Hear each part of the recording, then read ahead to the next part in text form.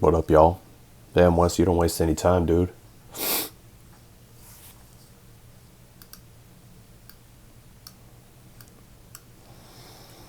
Hey, what's going on, lovely poet? No, we already got someone that wants to chat. That was fast. What's up, BC's dad? Hey, what's going on? Hello. I just want to say, you think I did the right thing? So check this out. I was talking to this girl. She said I deserve. Well, she said I deserve kind of like princess treatment. So I cut her off on the spot because she said I deserve. Me personally, any woman who says I deserve, I think you should cut them off because that's kind of. It's like for doing what? Like what makes you deserving for doing anything? Like why do you deserve anything? Like you get what I'm saying? Like what do you even do?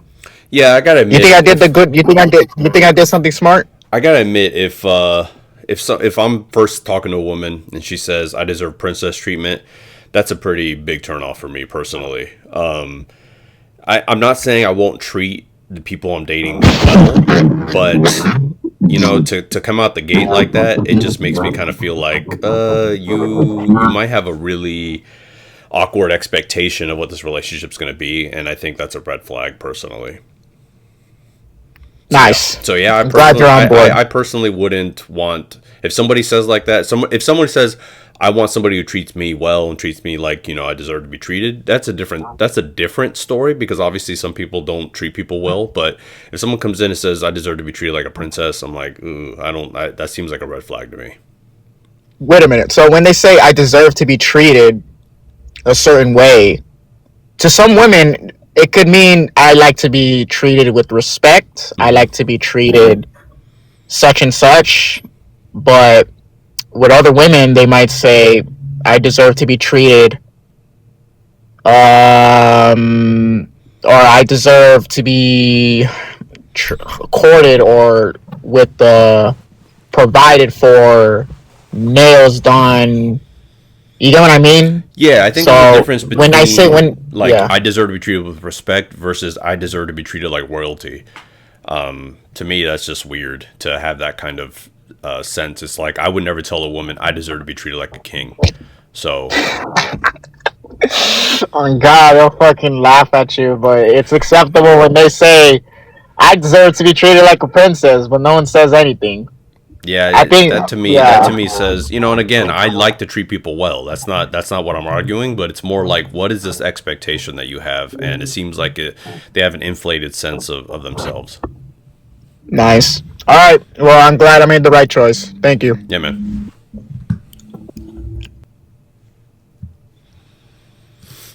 Yeah, I'm not. Again, I like treating people well, but I'm not a big fan of treat me like royalty. Like that's kind of crazy to me. Even if I was dating royalty, I'd still be like, well, we should get to know each other and understand each other a bit more. Yeah, man, you can hop on the live all cam. It's hop on TikTok. That's the only place I'm able to get people on the mic. And Jaeger, you're absolutely right. I'm recording this one this time, so I'm gonna get these on YouTube, homie. That's my plan. I'm actually recording them now. Yeah, and I think lovely poet. To your point, I feel like if you're gonna date somebody, you should absolutely date with intention. Like know why you're dating them. If your intention is to eventually get married, then knowing that up front, I think is a good thing. Let me get Wes in here while no one else is waiting. What's up, dude?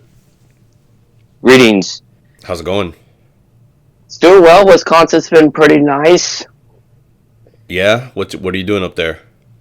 Visiting my grandparents and doing farm things. Farm things. Pretty, yeah. Just my grandparents own like a property, and they do. They have a barn, and they don't own any animals, but it's like they have a barn. You know, Nice. my dad has some classic cars. He has like two 1937 Chevys in that barn,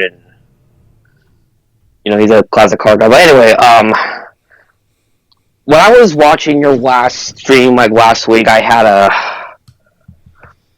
a pretty bad emotional breakdown. It wasn't what the other people were saying. It was just more like something happened, and I need to get my voice out. It's just unfortunately.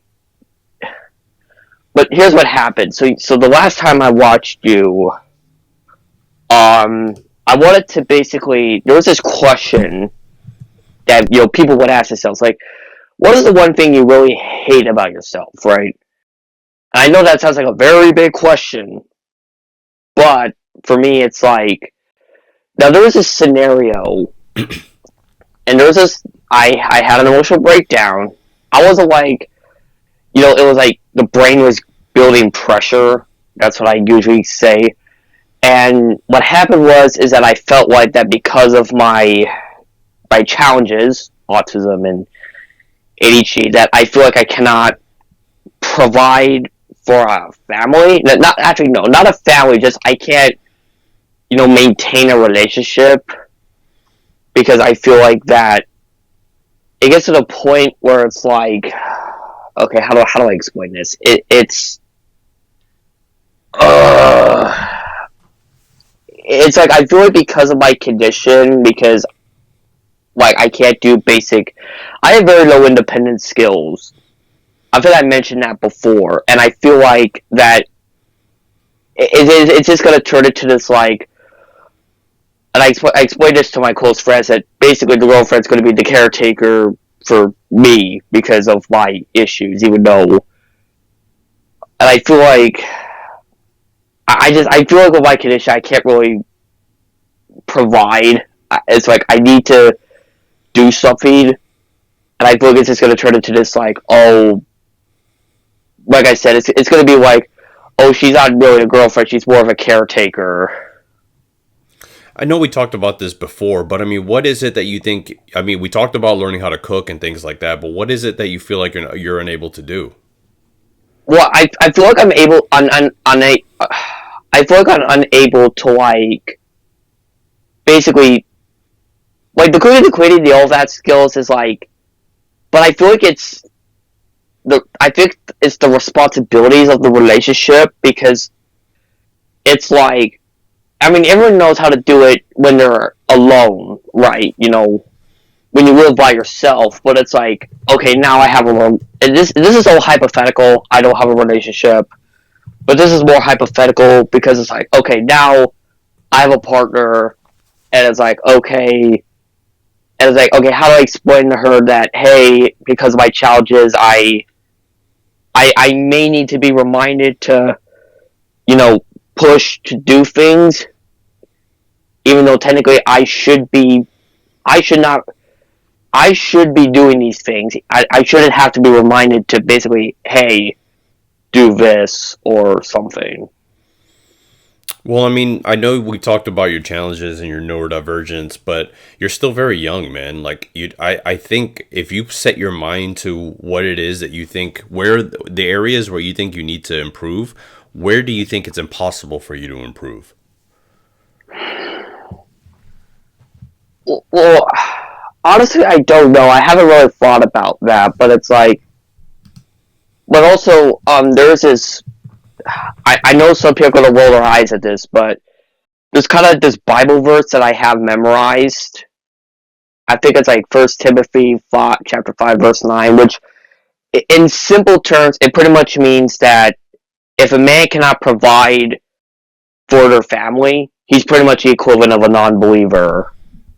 So, but I took the Bible as like, okay, if I can't provide not only for but also kind of maintain the relationship because it's a team effort, if I can't step up to the plate, then it's like, well, then that makes me look bad.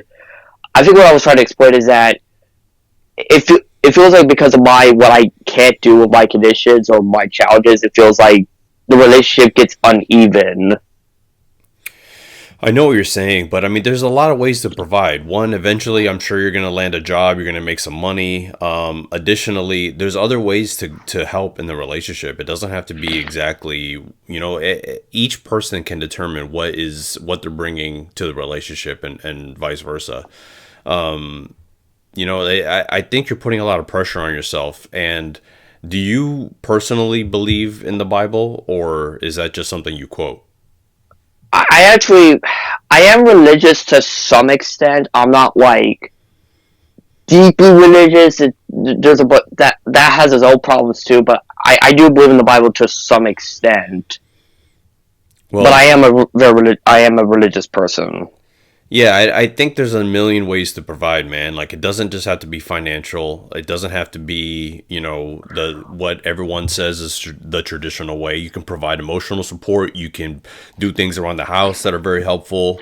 If there is a child involved, you can help with the child. That's all providing. Providing is conflated with like income, and I don't think that's necessarily the only way men can provide, especially in this day and age when women are also making their own money, and there are also women are dual income is like the standard for homes now, and it's going to continue in that way. Providing is not necessarily just income. So I personally think, man, the areas where you think that you're in a household that you're weak on, just focus on those things. We talked about cleaning. Where else do you think?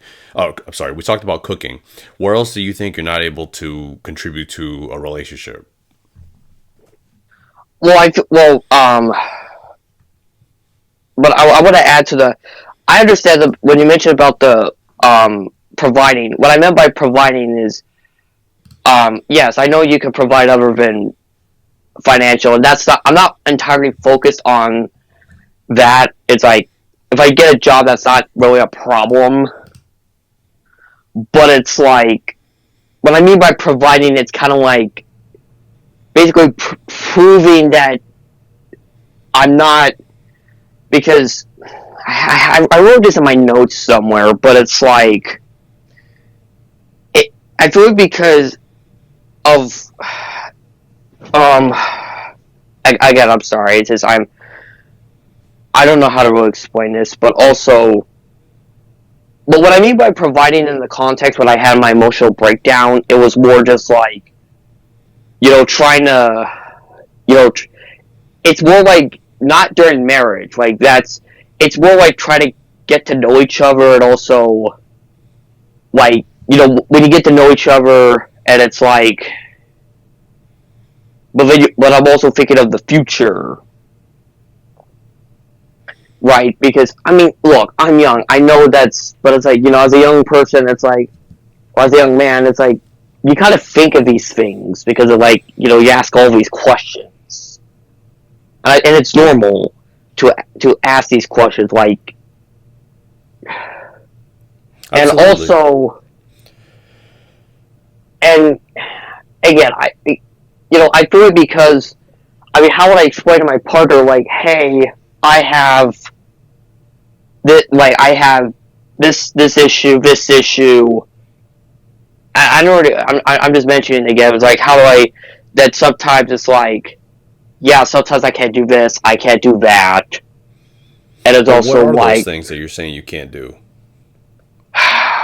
well, actually, more I can. It's just I worded it wrong. It's like, well, sometimes I need to be reminded to, like, hey, like, maybe do this, do that. Like Like, what? Can you what? be any more specific? I think it's more just like basic. I think it's just more just basic chores. I think it's basic chores. I need to be reminded to do stuff, I but have it's to be like, reminded to do stuff, dude, and I'm I'm married, dude. My wife still has to remind me to do stuff like that. That's normal.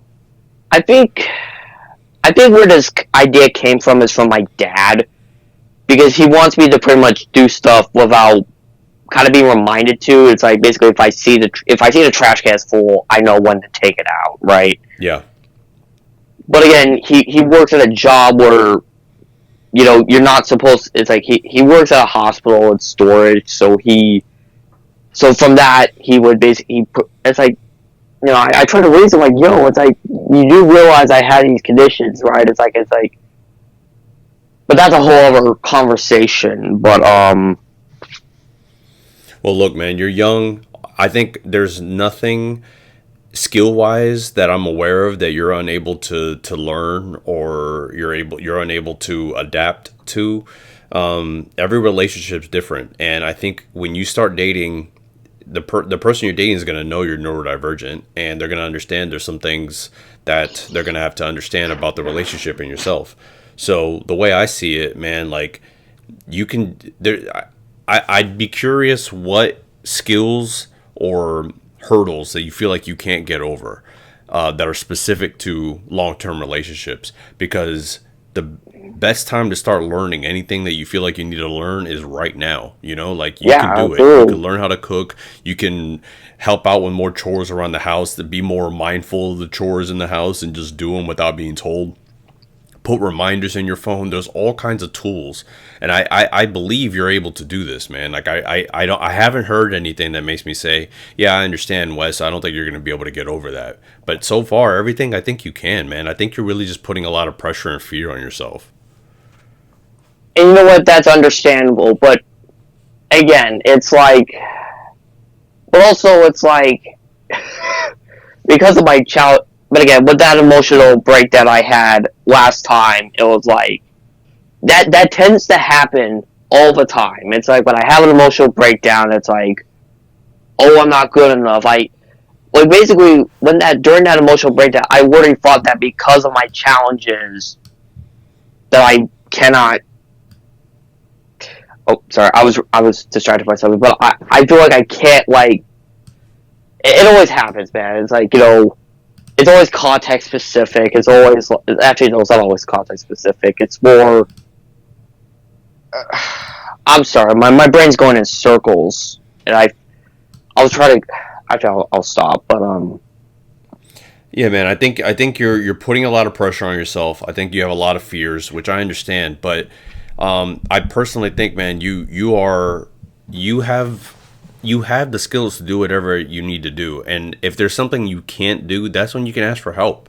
That's what your therapy is for. That's what reading books that help neurodivergent people figure out these things are for. Like so far, I really think you just got to take the pressure off and just take one day at a time, take one step at a time. And I don't think you need to. And I understand having these meta breakdowns where you're just panicking about the world. Like I've done that too. Like that is a very normal thing. I've done it. Beastie's dad is saying he's done it. It's a part of life, and I think obviously some people have it harder than others, but I personally do think you have what it takes. And I think if you put your head down and really dedicate yourself to the things you're worried about not being able to do, you will do them, man. I remember I have like level 2 autism on the DSM-5 diagnosis, which is pretty much means that um I will need like very high support needs. Well, actually not high. It's just more like yeah, there will be some targets that will kind of be missed, or it may take a while to get to. So yeah, so that's. I just wanted to mention that because it's like, and some things it's not because of, but it's like ironic though because when I go to the museum, I know what to do. I put the uniform on. I go to the Inslee building. Sign my sheet. I know all the basic bells and whistles. But like when at home, it's like I can't get myself up to do something, which is I find that very ironic. Yeah, I mean, I do that too. Like, people have different interests, and certain interests motivate you to do something while others don't motivate you to do something. I have ADHD. It's the same thing. If it's something I don't want to do, good luck getting me to try to do it. But if it's something I'm crazy about, I will tackle it like I have nothing else in the world to do. We all have our struggles, and we all have our emotional breakdowns, but it's important that you believe in the things that you think you can do. Like, for example, cooking. I know you can learn how to cook. I know you can learn how to like do the household stuff that needs to be done. There's nothing too crazy that typically needs to be done. When you say you need extra care, what kind of extra care do you currently need? Well, okay. How do I? I'm trying to think of examples. I'm in the process of getting help, like, like, um, I'm trying to get into, like, vocational rehab. I'm trying to get to an adult school that might help me with my issues. Well, unfortunately, the help I received was honestly just subpar. Because, like, now, a long time ago when I first got diagnosed, the center was supposed to, like, call every, like a certain amount of time to see how I'm doing. Ever since my diagnosis, like 10 years or 11 years ago, they never called, ever. And most of the support I received through other sources were just, like, bad. It actually, not bad, it was just more just, it was help, but it was just like, it didn't help me at all. It just caused more issues. Yeah, I mean, we talked about the help that you've gotten, and I have a lot of frustrations with the help that you've gotten, but I think you just keep pushing, man. I think you are doing the things you need to do. You're very young, and, you know, if I can tell you one thing, just try to take the pressure off and take one day at a time, take one lesson at a time, take one skill at a time. And I really think the same way you learn how to everything about trains, if you dedicate yourself to the things you want to learn, you can do that too.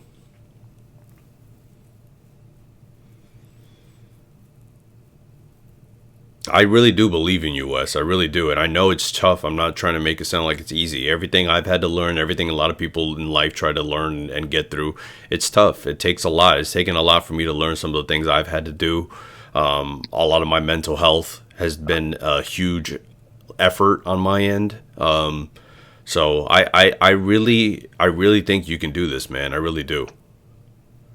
But again, I forgot to mention that I kind of feel that my challenges might cause a burden on the hypothetical relationship, because it's like,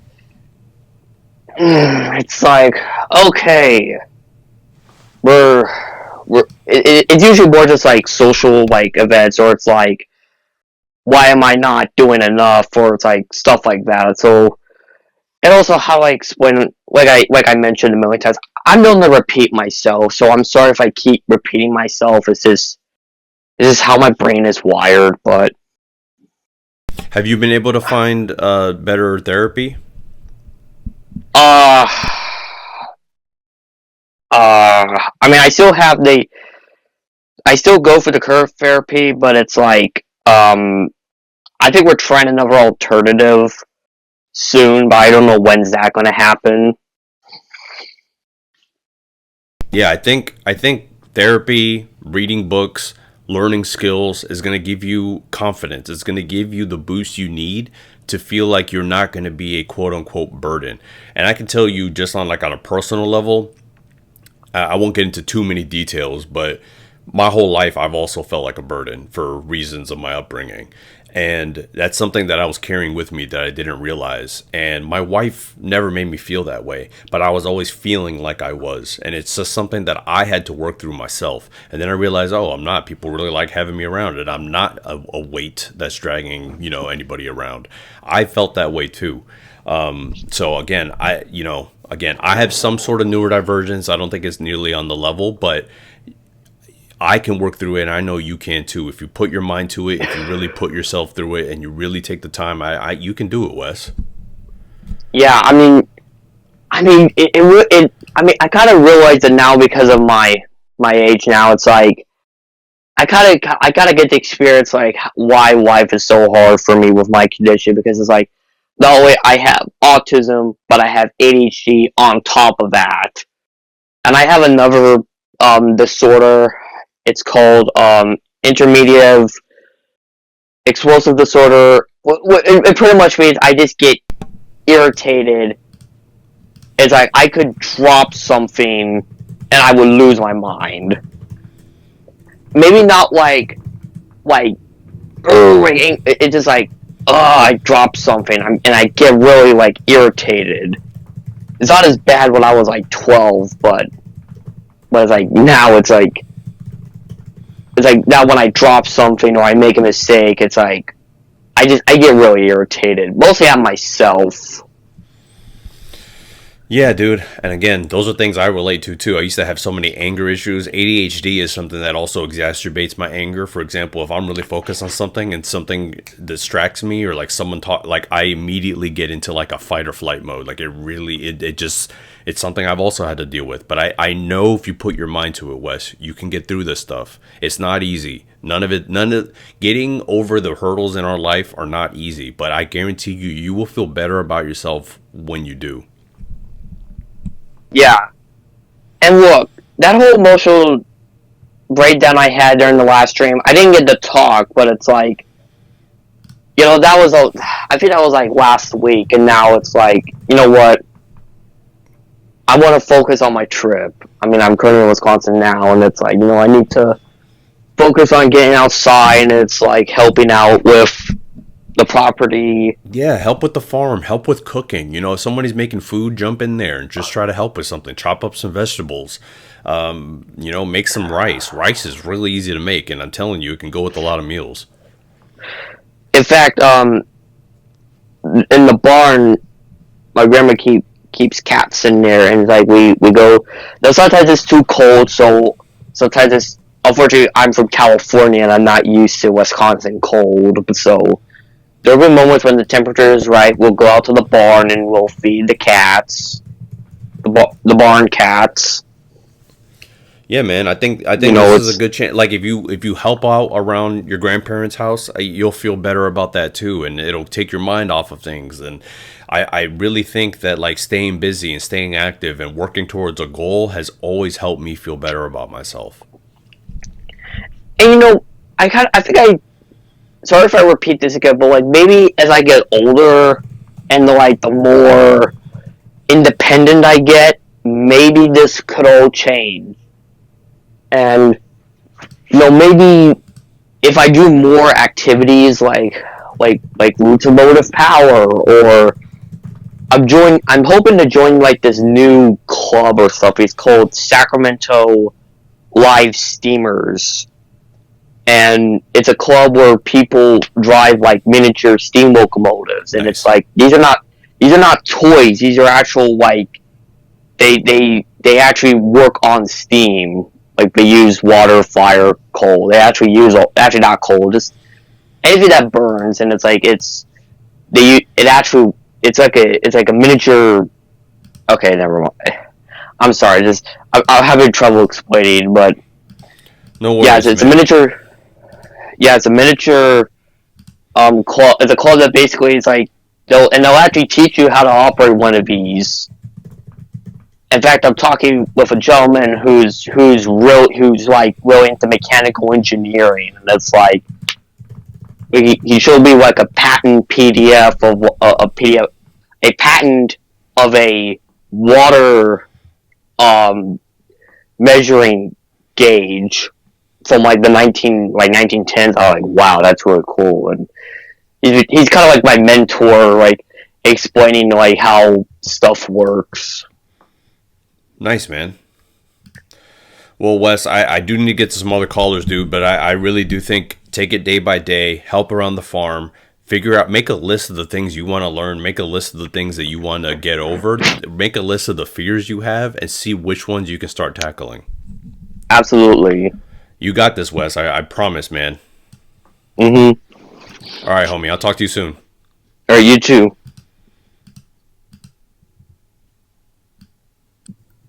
Hey, Ollie. Yo, What's going on? what's up? I don't even use TikTok, but like I just downloaded a Hop on the Live. I was like, why not? Nice. I just wanted to talk about some things and get your perspective on certain things that I've been thinking about related to dating. Sure. I've been trying to get into a relationship, and it's been pretty challenging for me. Like, I'll go on dates, but they don't like go nowhere. Mm-hmm. But something I've been thinking about, and I want your perspective on this, is that I just feel like dating's one of those things where it doesn't really like award effort, because like I feel like you can do everything right, check all the boxes and put yourself out there, but like the other person still won't like you for whatever reason. But at the same time, and I've seen this in my life, someone can like love you when you're like literally like the worst version of yourselves. There are people that get into relationships without putting themselves out there or like making any effort, but at the same time, there are people who can't get into relationships even when they put themselves out there. You know? Yeah, I mean, one of the things I say in my book at the very beginning is you can do everything right and it can still go wrong. You know, like there's no doubt about that. And I think that's the part about dating that's hard. I think that's the part that really discourages a lot of people. Just out of curiosity, how are you meeting these women? Everywhere. In person, apps, etc. Yeah. I recently deleted the apps, Let's but go. I was meeting women through there as well. Nice. So tell me what happens on these dates that if you had to I mean, name one thing that makes you okay. think it's not going forward, what would you say? Okay, so I did do some like thinking, and I think on my end, I think I'm just like trying too hard and like overperforming and like trying to impress the girl. And the thing is, I actually went on this one date with this one girl, and she literally told me that. So Whoa. Well, yeah, I mean that's nice that she was honest, and yeah, I think that's something that a lot of guys do. That's completely normal, and I think because we as men we're very attracted to women, we really want to date them, and that enthusiasm and that kind of energy comes across.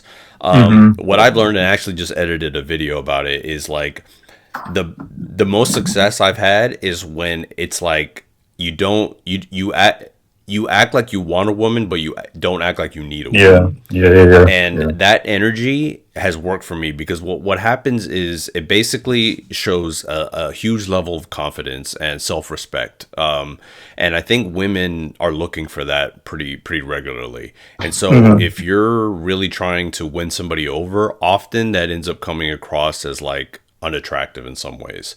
And it makes I think women feel like, oh well, if this guy's really after me, maybe even if they have like self-esteem issues, like it could be a number of things. Like if he's really after me, why is he really after me? Maybe there's something wrong with him or something. Like there's all these like crazy things that go through people's heads during those times. So Yeah.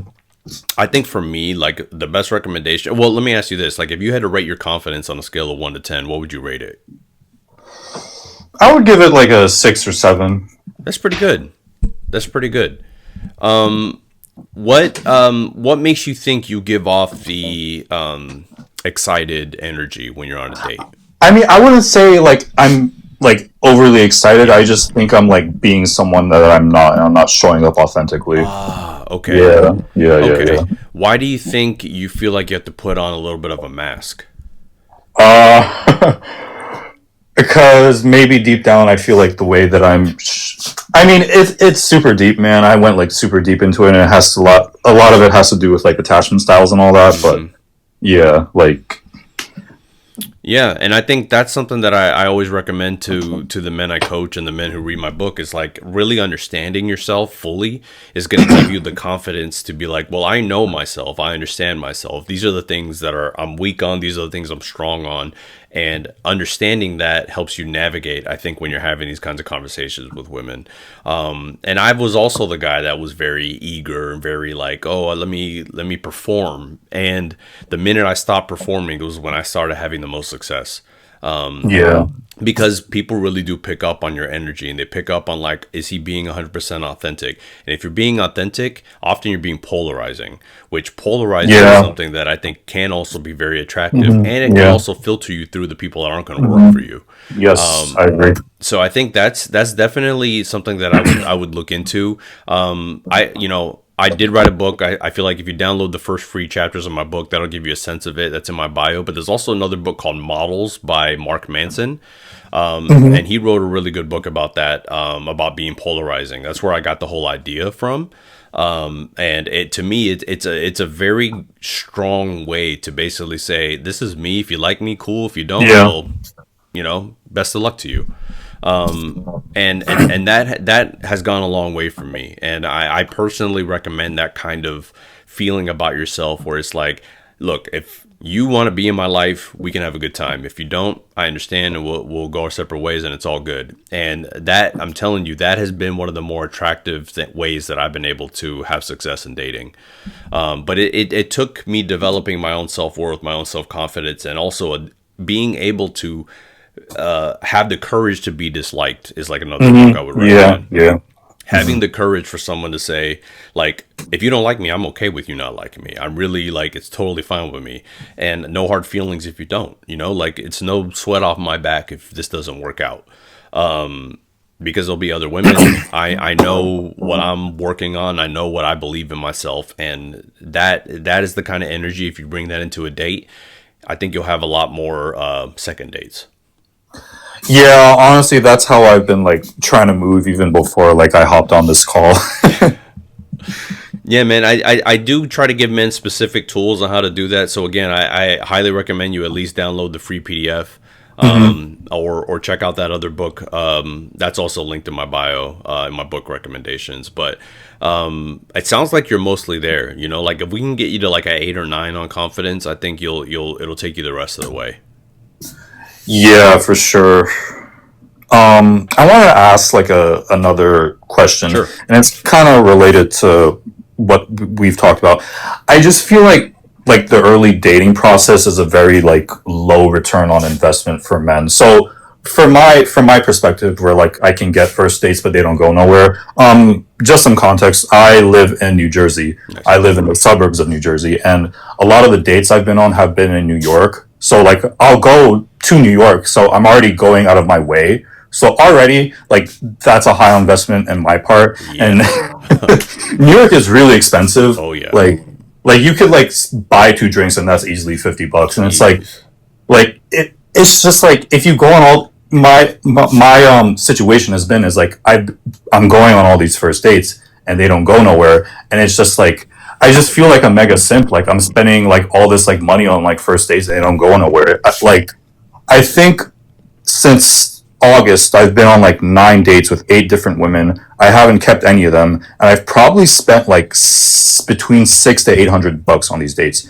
And I don't know, maybe this is a really negative mindset to have, but every time now before I'm going to go on a date, I'm just like, is there even a point of going if I'm not going to see the person again? Because it's just like, from my perspective, it just feels like a waste of time, money, and energy, Dude, I hear you on that. And, what I did back in my heyday of dating was I found like good happy hour spots. So that would save me a lot of money. Like I was paying like $6 for a cocktail. And, coming out paying like $25, which would cut your bill in half. Again, that was years ago. Inflation and New York are 2 different things. So yeah, and I also don't personally think there's anything wrong with going on, kind of more low-key dates where it doesn't have to be like drinks or dinner. It can be like a coffee and a walk. It can be like something like that, especially because you've had all this like negative reinforcement doing this.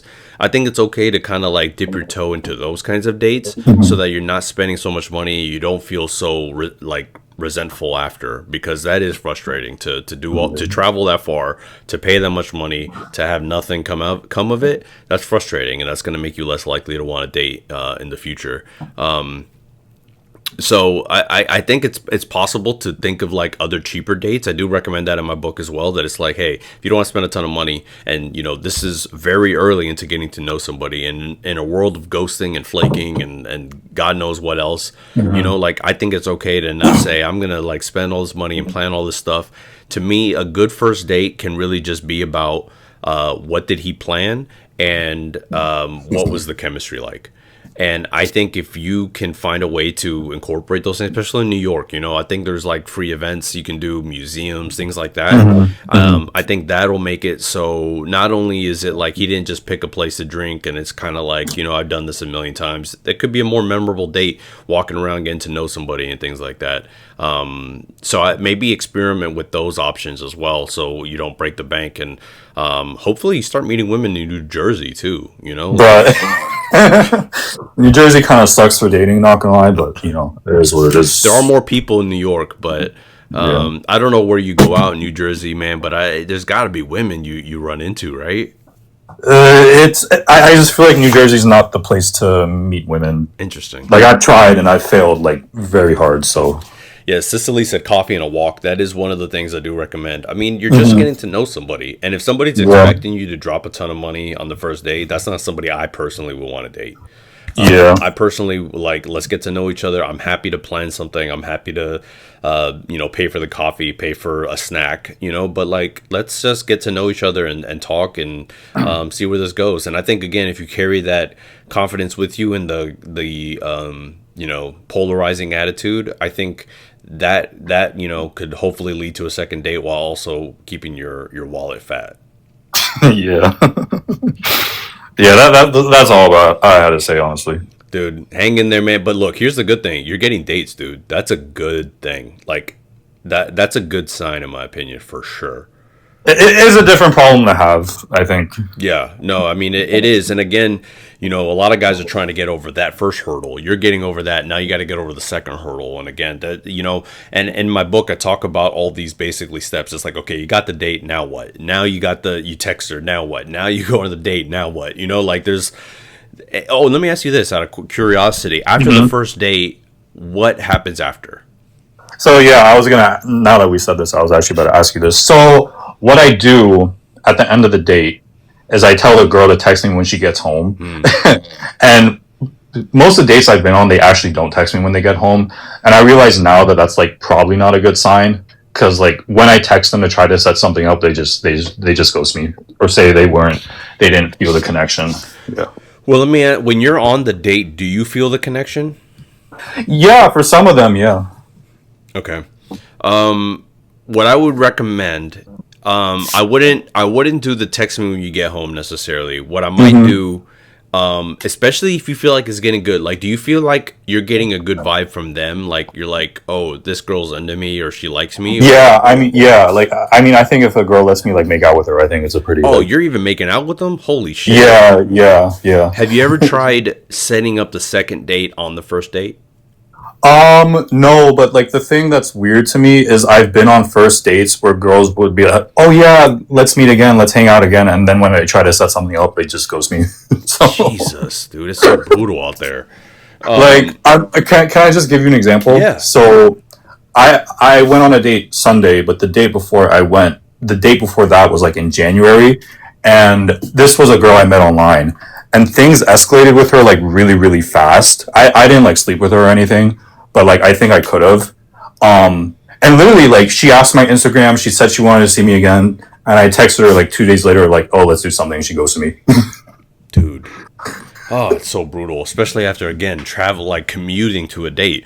Yeah, what I would recommend is let's try to find dates that are more cost effective, and then try to set up the second date on the first date if you're really feeling it and you think she's really feeling it.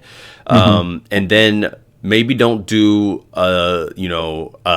text me when you get home. Maybe instead wish her good night, go about your day, and then the next day text her. And again, I'm sure you're doing something like this, but text her again and say, "I had a great time. Are you free this date?" I'm thinking X. And like set up a specific thing again. Like try to instead of like saying, "Are you free?" Instead it's just like, "Hey, if you're free next week, I'm thinking about doing this thing. Do you want to come with me?" Or something like that. And I think that does two things. One, you're saying, I enjoyed myself. I'm already taking the initiative to plan the next thing, just like I said I would on the first date.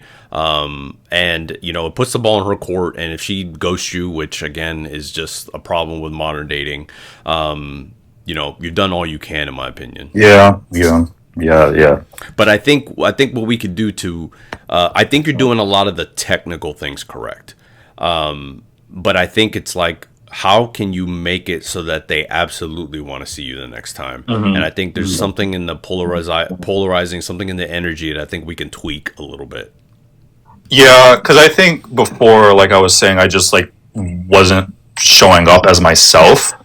And I was trying to be someone that I'm not. And the thing is, women can tell when you're like performing and like being someone you're not. So absolutely, dude. It is, and 100%. So I think if you can really settle into being present, being yourself, not worrying about the outcome, not worrying about whether you're saying the right thing, I think that's actually going to take you further than you might even expect. It's almost counterintuitive in some ways.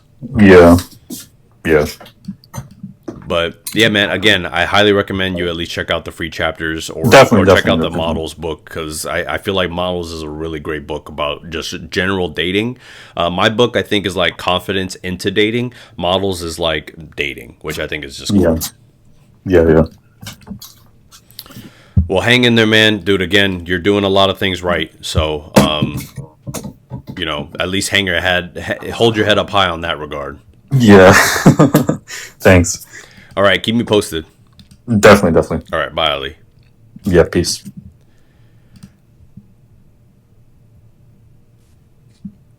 Hey, what's up, Mad? What's up, dude? How you doing? Doing all right. What's on your mind? Oh, not much. I just want to say, like, the first time I ever saw you was, I don't even remember the guy's name, but it's the dude that everyone makes fun of for not being able to open, like, a pickle jar or something? Andrew Wilson, yeah. Yeah, Andrew Wilson. But I just want to premise, like, our conversation with saying, like, I am not here to, like, attack your opinions. I just kind of want to have, like, a dialogue about your opinions on dating. Yeah, I like that. So what, in your opinion, I guess my first question is, what in your opinion has become, or what is the key contributor to why dating has become so difficult for young people? I think if I had to pick the number one culprit or the number 1 and 2 culprit, it's the illusion of options. It's the illusion that there's always something else out there. And frankly, I think that goes both ways for men and women. Yes, right? Yes. I think I did it when I was on dating apps. I would kind of go on a dating and be like, whatever, I have a couple other matches, I'm going to see what's going on, and it's just not a great. I wish dating apps could be deleted off the face of the earth. Social media is also the other culprit, but I think dating apps themselves is the bigger culprit. Yeah, 100%. And I think there's almost become like you said, it's more like a delusion to me than it is an illusion. That's a good way to put it. Yeah. I have friends that are both women and men, and we're all around 28, 30 years old. Sometimes I hear, I love them to death, but sometimes I hear like my girlfriends talking about like, oh, he didn't meet this certain standard that I had for him, and the standard is just like astronomically so far out of what I would consider to be their reasonable dating pool. It sounds terrible to say it that way. No, but I know what you mean. There's a lot of, in my opinion, overinflated preferences based on what I think social media presents as a normal life.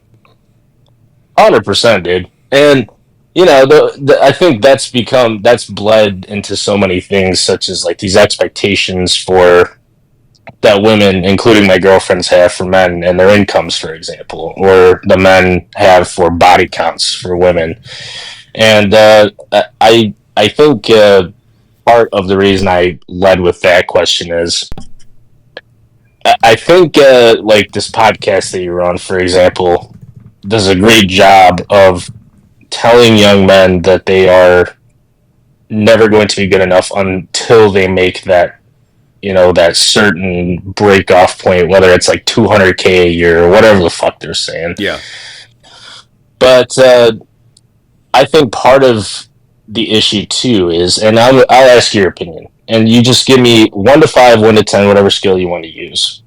Do you think that it's reasonable, or how much do you think it's becoming a problem that this is also being pushed by women creators as well on social media?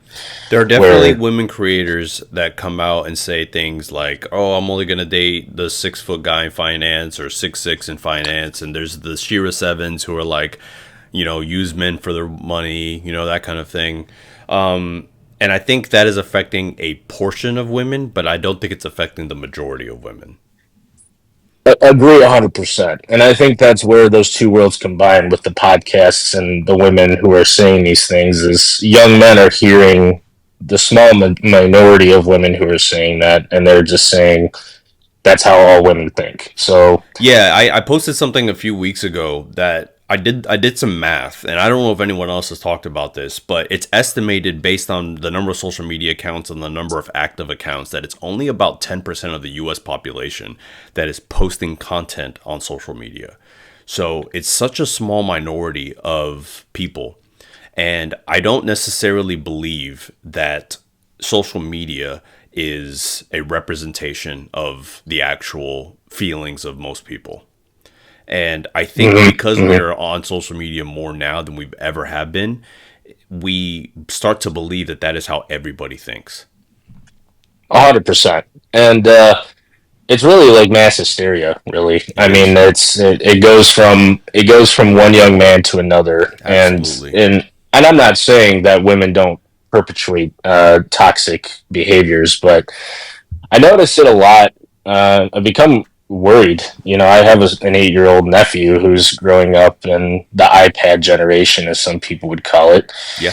And my sister, as a gay woman, is very much on top of these things. But I told her there's only so much control that you can really have over the things that he's going to see later on. No matter what you do, he's going to either hear it from word of mouth or he's going to hear it from this TikTok that he sees, and Yep. he makes the accident of clicking on it too many times, and then all of a sudden The it's algorithm. basically all he sees. Yep. Yeah, No, and you're absolutely right. and so I guess what I'm going to ask you next, and I'm only asking for your opinion. I'm not going to attack your opinion. I'll probably agree with it, but do you think that part of these issues, because I've watched a couple of your lives already, Oh, and I nice. noticed that a lot of men say, a lot of men in the comments say, like, I don't approach women anymore. Yeah. Now, do you think that that was mostly perpetrated by women who were telling men that, don't approach me in XXX? It turned into the bar, then it went to the gym, then it went to, there was obvious places that you shouldn't approach a stranger in, right? Like if you're alone in the woods on a trail, a friendly nod and smile is probably all that's appropriate in that situation. But I even hear it from my guy friends sometimes where they're like, oh, don't approach women in the bar. They're gonna, freak out, or they're gonna say something crazy to you. And I've personally never had that Me experience, neither. but I I I hear it so often that it's like they're quitting before they even get there. And so, do you think that needs to be? Is that more of an adjustment on men or the women, in your opinion? That's a great question. I think you're touching on the heart of, I think, what a lot of the issues today are, especially because we're so online that, like, I'm trying to get people to date in real life because I feel like that's where you're gonna make the most connections. And I think there's a combination of things that are happening. One, I think the iPad generation did not socialize. I think COVID made a lot of these young men lose social skills that us millennials had to grow up with because we didn't have the same technology and we didn't have the COVID lockdown. So the only way I Yep. could talk to women at one point in my life was to go out and meet women. And I think now men don't haven't had to do that. So I think there's a combination of they don't have the social muscle that a lot of us did to go out and approach women and talk to them. Secondly, I think there were people online, again, a small minority of women said, don't approach me. I hate that men approach me, that kind of thing. And that's valid for that woman. Maybe she doesn't like being approached. Maybe she's been approached everywhere she goes. That pisses her off. She doesn't want to be approached. Some women don't want to be approached. But I have at one to add to your experience, I also have not had any sort of negative reaction beyond a rejection to approaching women in public. And when I do my street interviews, I ask women, would you rather meet a guy in a dating app or in real life? And almost I don't think one woman has said on a dating app. Every woman said in real life. And so I think there is actually, and even one woman told me, this was at my barbershop. She told me that she works there and she was talking about my channel and this stuff. And she said, the next guy that comes up and asks me for my phone number, I'm going to say yes no matter what, because it just hasn't happened in years. And Yep. I believe that. And I think there's a real hunger for that. And I think there's also something with men, like confidence is kind of my main tenet on what I'm trying to get men to learn so that they have the self-respect to not only attract women, but also just create the life they want. And there is something very attractive about the courage to go up to a woman and talk to her. And of course, that's scary. That's fucking scary to anybody. I don't care who you are. That's a bit of a nerve wracking experience. But I think if men can get that social muscle stronger, they're going to realize it's not as scary as it is. And especially if you approach with respect and you handle rejection like a champ, you are going to not have a bad experience as far as I'm concerned. I have yet to see it go the other way. Obviously, I think there's some skills that men need to learn. This is what I try to teach men. I try to teach them, how to build confidence, then how to talk to women. But I think there's two reasons why going up to women in person has become less common. Yeah, 100%. So a couple things you touched on there. I'll play devil's advocate for 1 second. Let's say that, okay, we'll first touch on your street interviews. Mm-hmm. Now, I have no reason to believe that you do this, but there are a lot of channels that do those type of like street interview type content. And I'm like, you 100% paid that person to say that or do that, right? Now, I'm not going to sit here and accuse every single person on the street of lying their ass off whenever somebody asks them the question. But I also do believe that just from what I've experienced from both men and women, it's not just a woman thing, it's a man thing too. We like to say one thing and do another. So when it comes to, and I'll use the women as the example because it seems to be that they're more demonized for saying certain things and their dating preferences specifically. But I see on the comments all the time of those type of, content saying, she's lying, or she's pandering to the politically correct answer versus saying what she actually thinks. Right. And on one hand, I could definitely see like there are probably people who would prefer to say the nice thing than the thing that's honest, which is just probably who they are. They probably just don't want to hurt anyone's feelings. But in your opinion, if you had 5 women lined up and you asked them that question, how many of them, in your opinion, would give you an honest answer? In my opinion, the majority. And I say that because that matches my experience in dating. Every woman I've ever dated has never cared or asked me how much money I made. That's never come up. And the only time it ever has come up in my life is when I was like really serious with somebody and we're talking about a future. Beyond that, money never came up. So I think there's a number of things. Do I think some women say the politically correct thing? Sure. But I also think, based on my experience and based on statistics, 50% of homes now, women are earning as much as their husbands. And that number has skyrocketed and it will continue to skyrocket. So the thing that trips me up about this is I believe that most of these women are being honest because it matches my experience. Secondly, when a woman I interview says the thing that a lot of these men think they're going to say, like, oh, money matters to me, I won't date somebody who earns less than me, they believe them then. And so... yeah, they get pissed then, right? Well, they don't even get... It's funny, because they do sometimes get upset, but they also get upset if they say the opposite. But the thing I'm trying to say is that there's like a cognitive bias where if a woman says, I will date somebody who earns less money than me, she's lying. If a woman says, I won't date a man who earns less money than me, they believe that woman. And it's like, why do you believe her when she says that, but you don't believe her? You don't believe women when they say the opposite. And to me, it's because it's confirming their pre-existing Yeah, it's confirmation bias, exactly. Dude. That's all it is. I mean, and that's the dangerous part, I think, about taking your opinions of dating from online spectrums is you already have an idea of what you want to hear. Right. And if that doesn't match up to what you're saying, I honestly do think that people legitimately get upset when somebody says something that doesn't align with their own worldview of this is the proper response because this is how I feel you should answer the question. Exactly. And I have never had a woman. I do pretty well, but I have never had a woman straight up ask me how much money do you make a year. Exactly. And I was shocked when I heard that this is like the main concern of young men coming into the dating pool. They're like, oh, well, she only cares about my money. And I'm like, well, I have plenty of friends who aren't exactly Rockefellers that have been in long-term, very happy, fulfilling relationships. And I have friends who make probably more money than I will ever see that are very unsuccessful at dating. And I guess my other maybe devil's advocate card for a second, I should call it, is when I know that heightism, I think that's the word for it. Mm-hmm. Heightism is probably the only other thing that I see young men obsessing about more than the yearly income thing. Yeah. Now I have a friend who's 5'6", who has been married for 6 years, and they just bought a house. They're about to try for kids.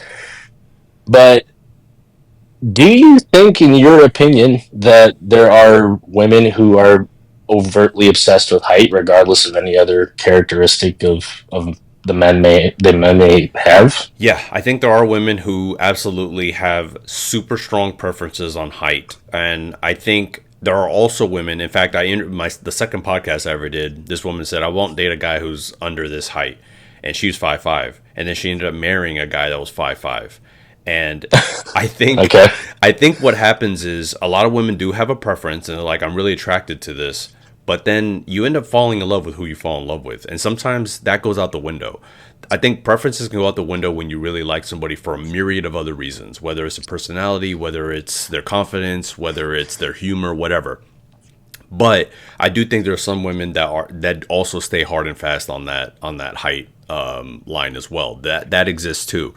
However, the vast majority of men in history and in current times will get into a relationship at some point, and only a slight minority of men are 6 foot and above.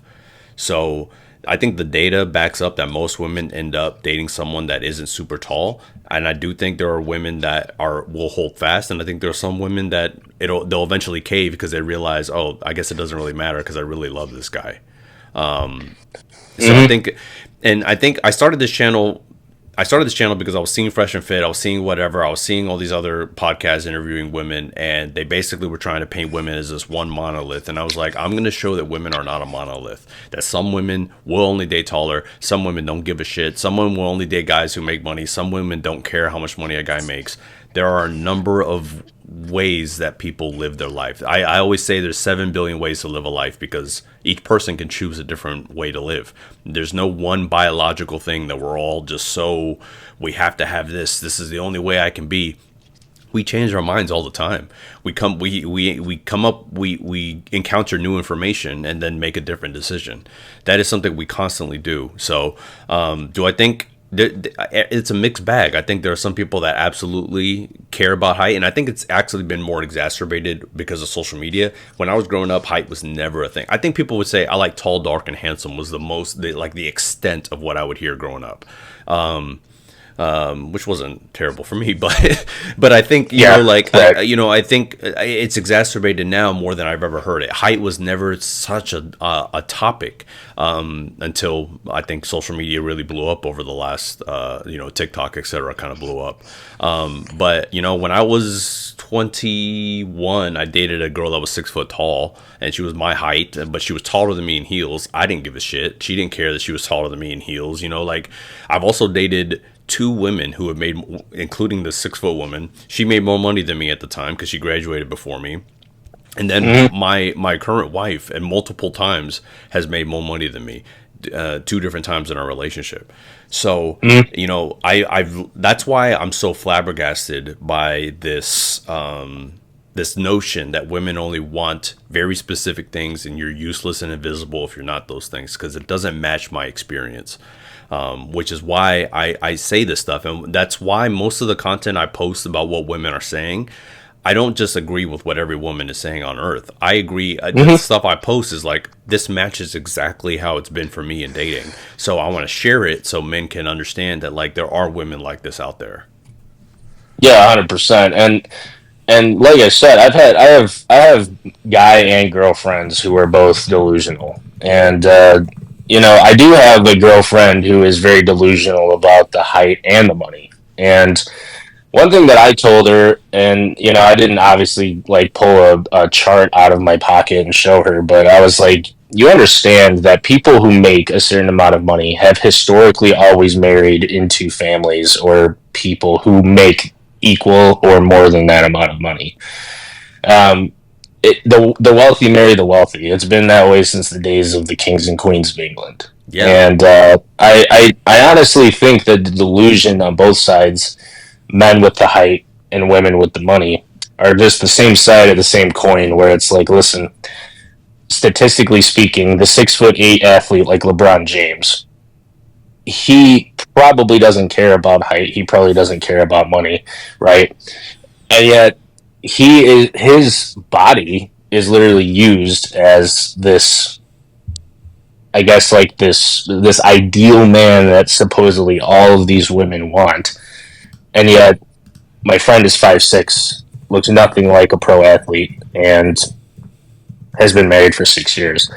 I think the whole idea is just toxic, and I try to be kind about it when I can be, but I literally had a conversation with this girl the other day and just told her, look, unless you are also making 7 figures a year, a guy making 7 figures a year, if he does, great, and I'd be very happy for you, is most likely not going to look at you in any serious way, shape, or form, because he wants somebody who has lived that lifestyle, statistically speaking, who understands the concept of generational wealth and who understands growing up in wealth and power, and maybe even being part of the elite. And it's just really annoying to see, because those two sides are the ones that often clash with each other. In my experiences, where the men who are obsessed about their height clash with the women who are obsessed about money, and I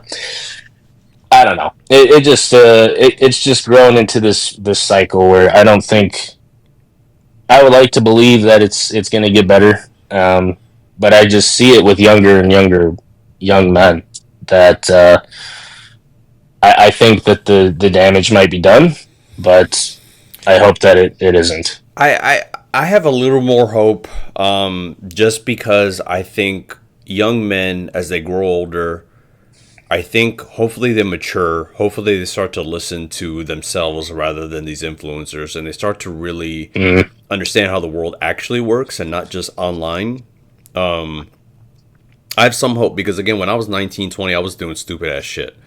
I was stupid as fuck. I made horrible decisions. In some ways, I'm lucky to be alive. No, same.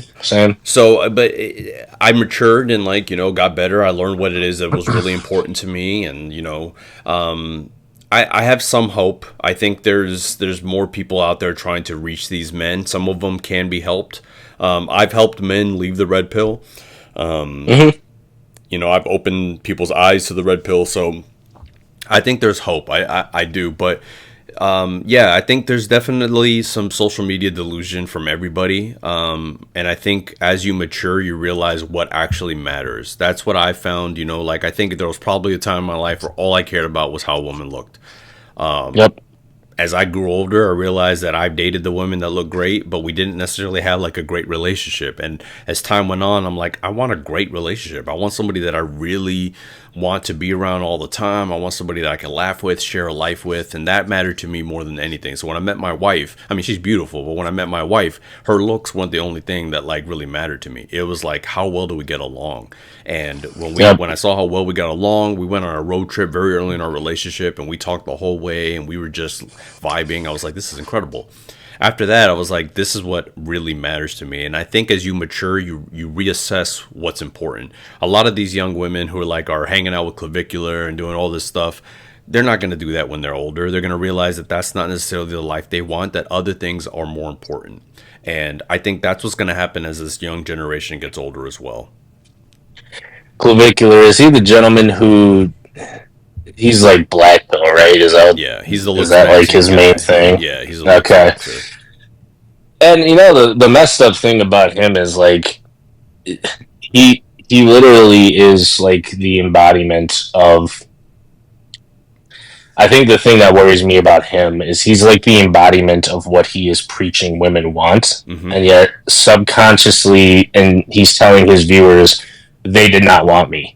And he seems like he's a relatively tall guy. I mean, I feel like whenever I see his little TikTok videos, he's towering over most people he's around. Yeah.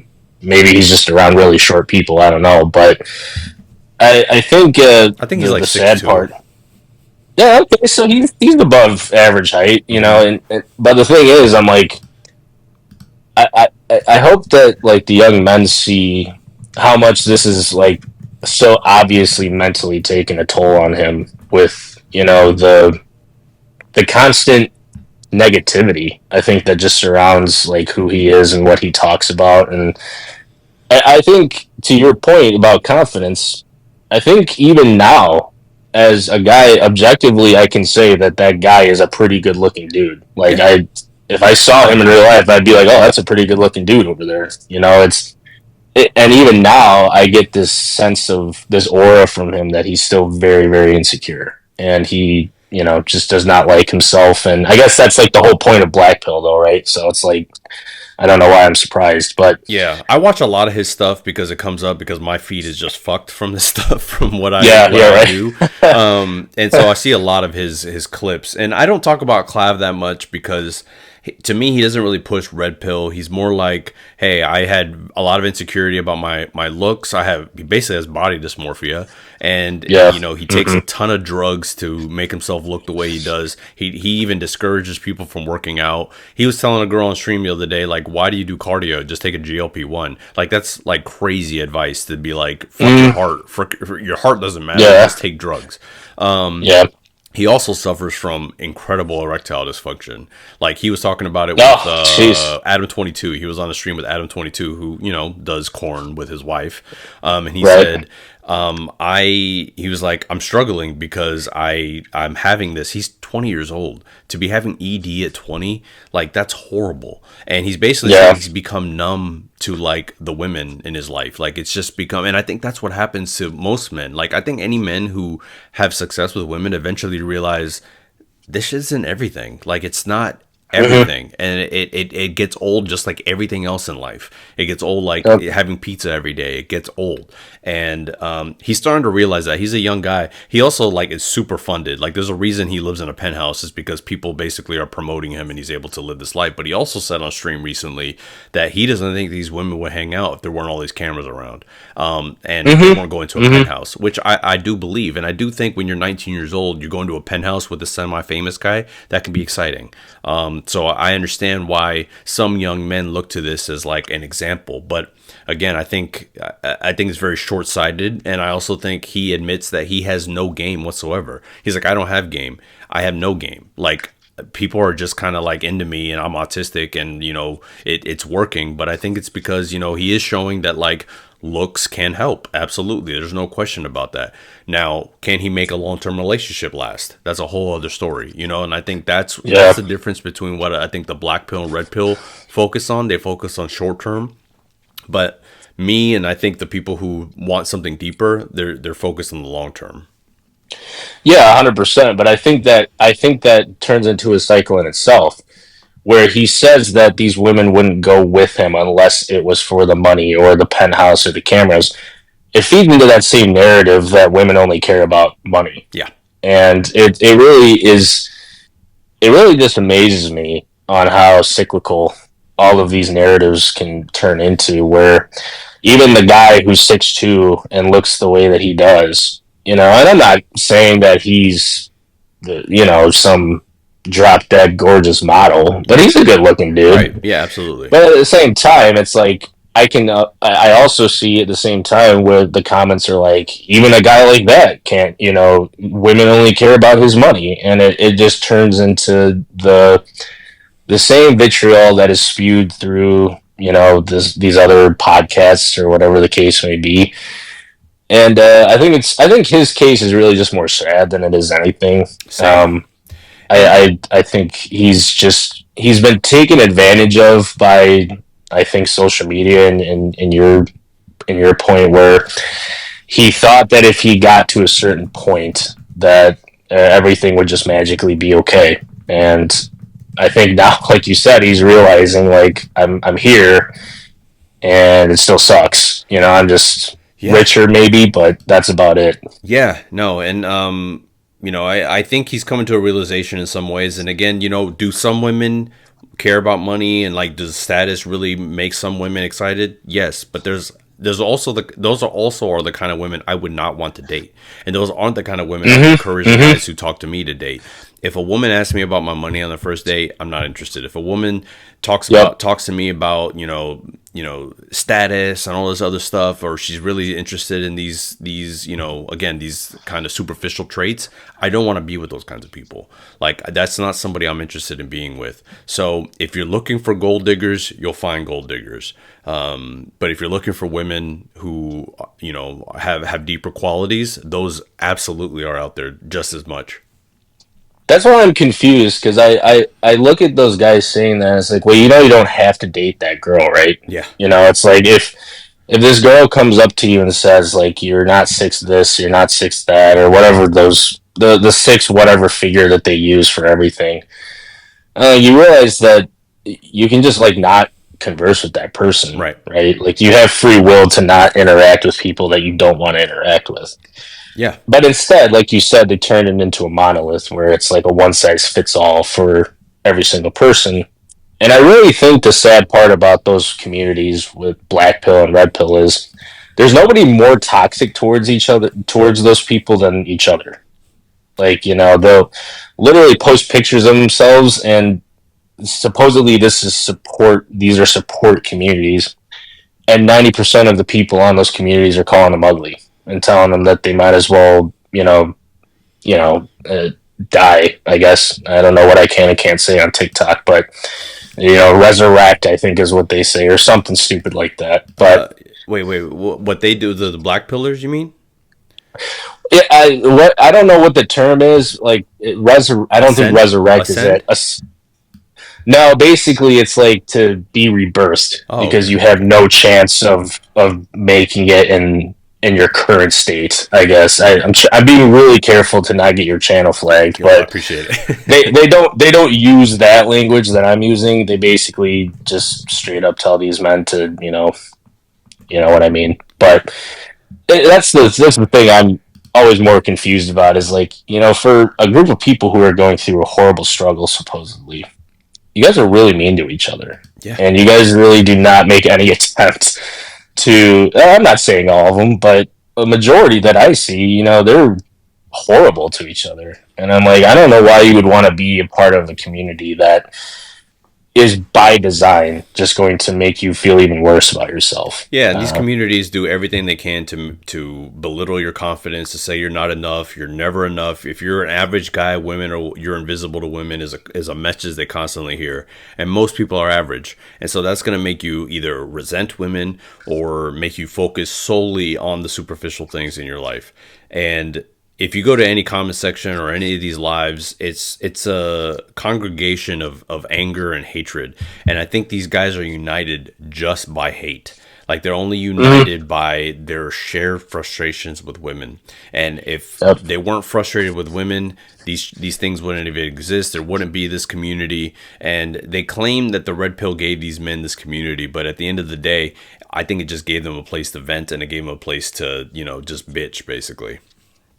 I think the podcasters just took advantage of something that was there, to your point. I mean, like, I see all these men who hate it themselves, and for the record, I do think there are a lot of young men who do legitimately resent women. Oh, and they absolutely do. I've had guys who join my coaching calls and they say, "I'll be honest, I'm resentful of women," and that's something that I have to kind of deprogram these guys from, and be like, I'm a big believer in, like, focusing only on what's within your control. If I'm resenting an entire gender, how is that helping me? Right. It's not going to change anything that they're doing. It's only going to make me continue to be angry. It's a poison that you take for yourself, and it's not hurting anybody else. So that's what I try to get these guys to do, is realize that, like, the anger you feel towards this unjust world is not going to get you the life you want. Well, life isn't fair either. No. And it was never promised to any of us that it would be. No, I got demonetized on TikTok. I'm so pissed about it, dude. I'm so pissed. I Yeah. can't do anything about it, but I'm like, whatever. Like, life's unfair. Yeah, I mean, but that's the thing, though. I think there's such a lack of the willingness to accept what is and what is not, that it's easy to loop in your mind that it's not your fault and the world is out to get you. And I'll be honest with you, I know you mentioned earlier your ADHD. I'm ADHD too. I have obsessive thought patterns, and I think that's the pattern recognition. I think is why I wanted to have this conversation. Is just because I see it so much now with young men who are they have a problem when women, and I don't even know if they're women. They could be bots for all I know, but they come on TikTok or YouTube and say, like, I hate men. I don't want anything to do with men. And they have a problem with that, but then they turn around and say, like, I hate women. I resent women. I want all of them to, burn. It's really just a dramatic way of recycling the same thing that you do not like about what these people are saying and just turning it on them. And it's the fire with fire thing. And I don't want to, continue to take up all of your time. I'm sure other people want to talk too, but if any, no, I appreciate your discussion. But if any young men are watching this, listen, dude, there's more to life than this. There's so many more important things to concern yourself with what's happening around the world right now. Watch how quickly your mental health improves when you put your phone away. Put your phone away for a week and tell me you don't write down in a piece of paper, scale of 1 to 10, how shitty you feel today. Take a social media break for a week, come back to the piece of paper and tell me how you feel.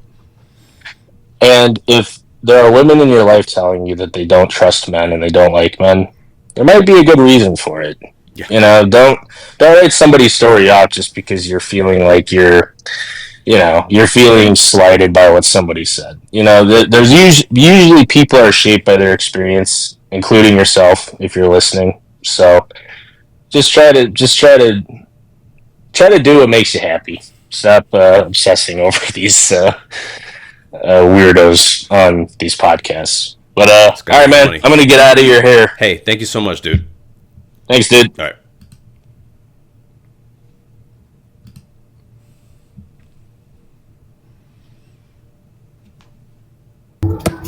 Hey, what's going on? More on this later. Hey, what's going on, my guy? We actually spoke before. I remember your profile name looks familiar. Yeah. We spoke before. I'm the guy that kind of is trying to introduce a new kind of ideology to the whole shit show that is men's brains these days, which is called Clear Pill, which is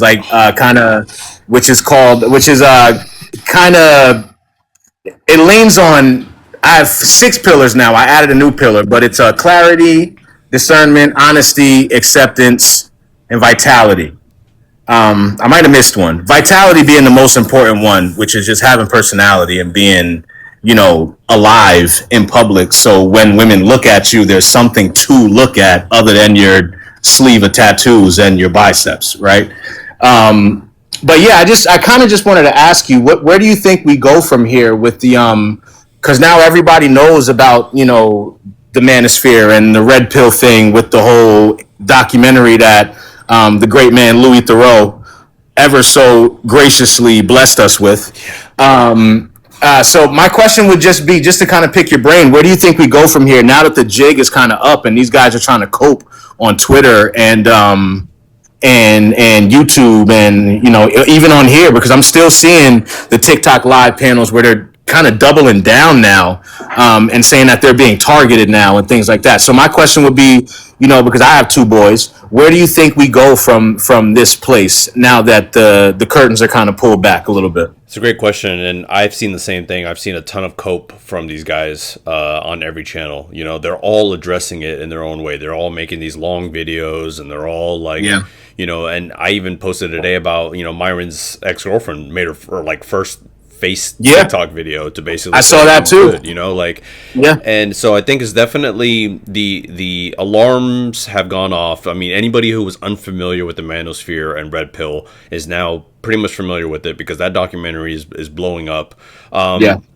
So I think the first step was getting general awareness. So what I'm hoping on the grand scale is going to happen. What I'm hoping is more parents are going to be aware of what's going on YouTube.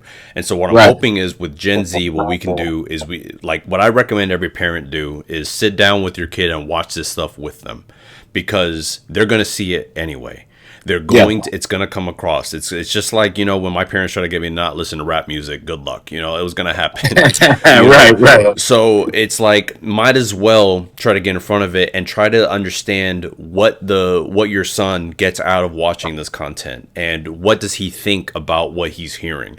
And to have that healthy space to have that dialogue is where I think we can intercept a lot of the programming that happens without any sort of basically intervention, because these kids are watching it, then they're talking to their friends about it, and they're staying on social media, and it's just a rotation in the brain that just stays there. And if you don't have anything to break up that cycle, then it's going to stick hard and make people, diehard red pillars, down the line.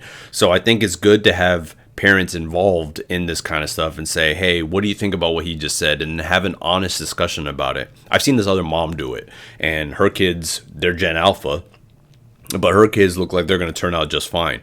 And I think because if parents aren't aware of what their kids are watching, then absolutely, they're going to be influenced by these men, because they don't really have another influence. These guys are kind of their only male role models in some ways. And if you're not being an active role model to your son, then they're going to turn to these guys. So I think if we can intercept as many Gen Zers as possible and get ahead of it for Gen Alpha, I'm predicting a slow decline of the popularity of these guys. That's what I'm hoping is going to happen, because I think a lot of people, I've seen more people clowning on these guys in the last 48 hours than I have in a long time. And I think if we can make it so uncool to be red pill, or uncool to think of the manosphere as anything, I think a lot of guys are going to drop it. That's my pipe dream. I hope that's where we're headed, but I definitely think that the more awareness and I hope more accounts like mine come up.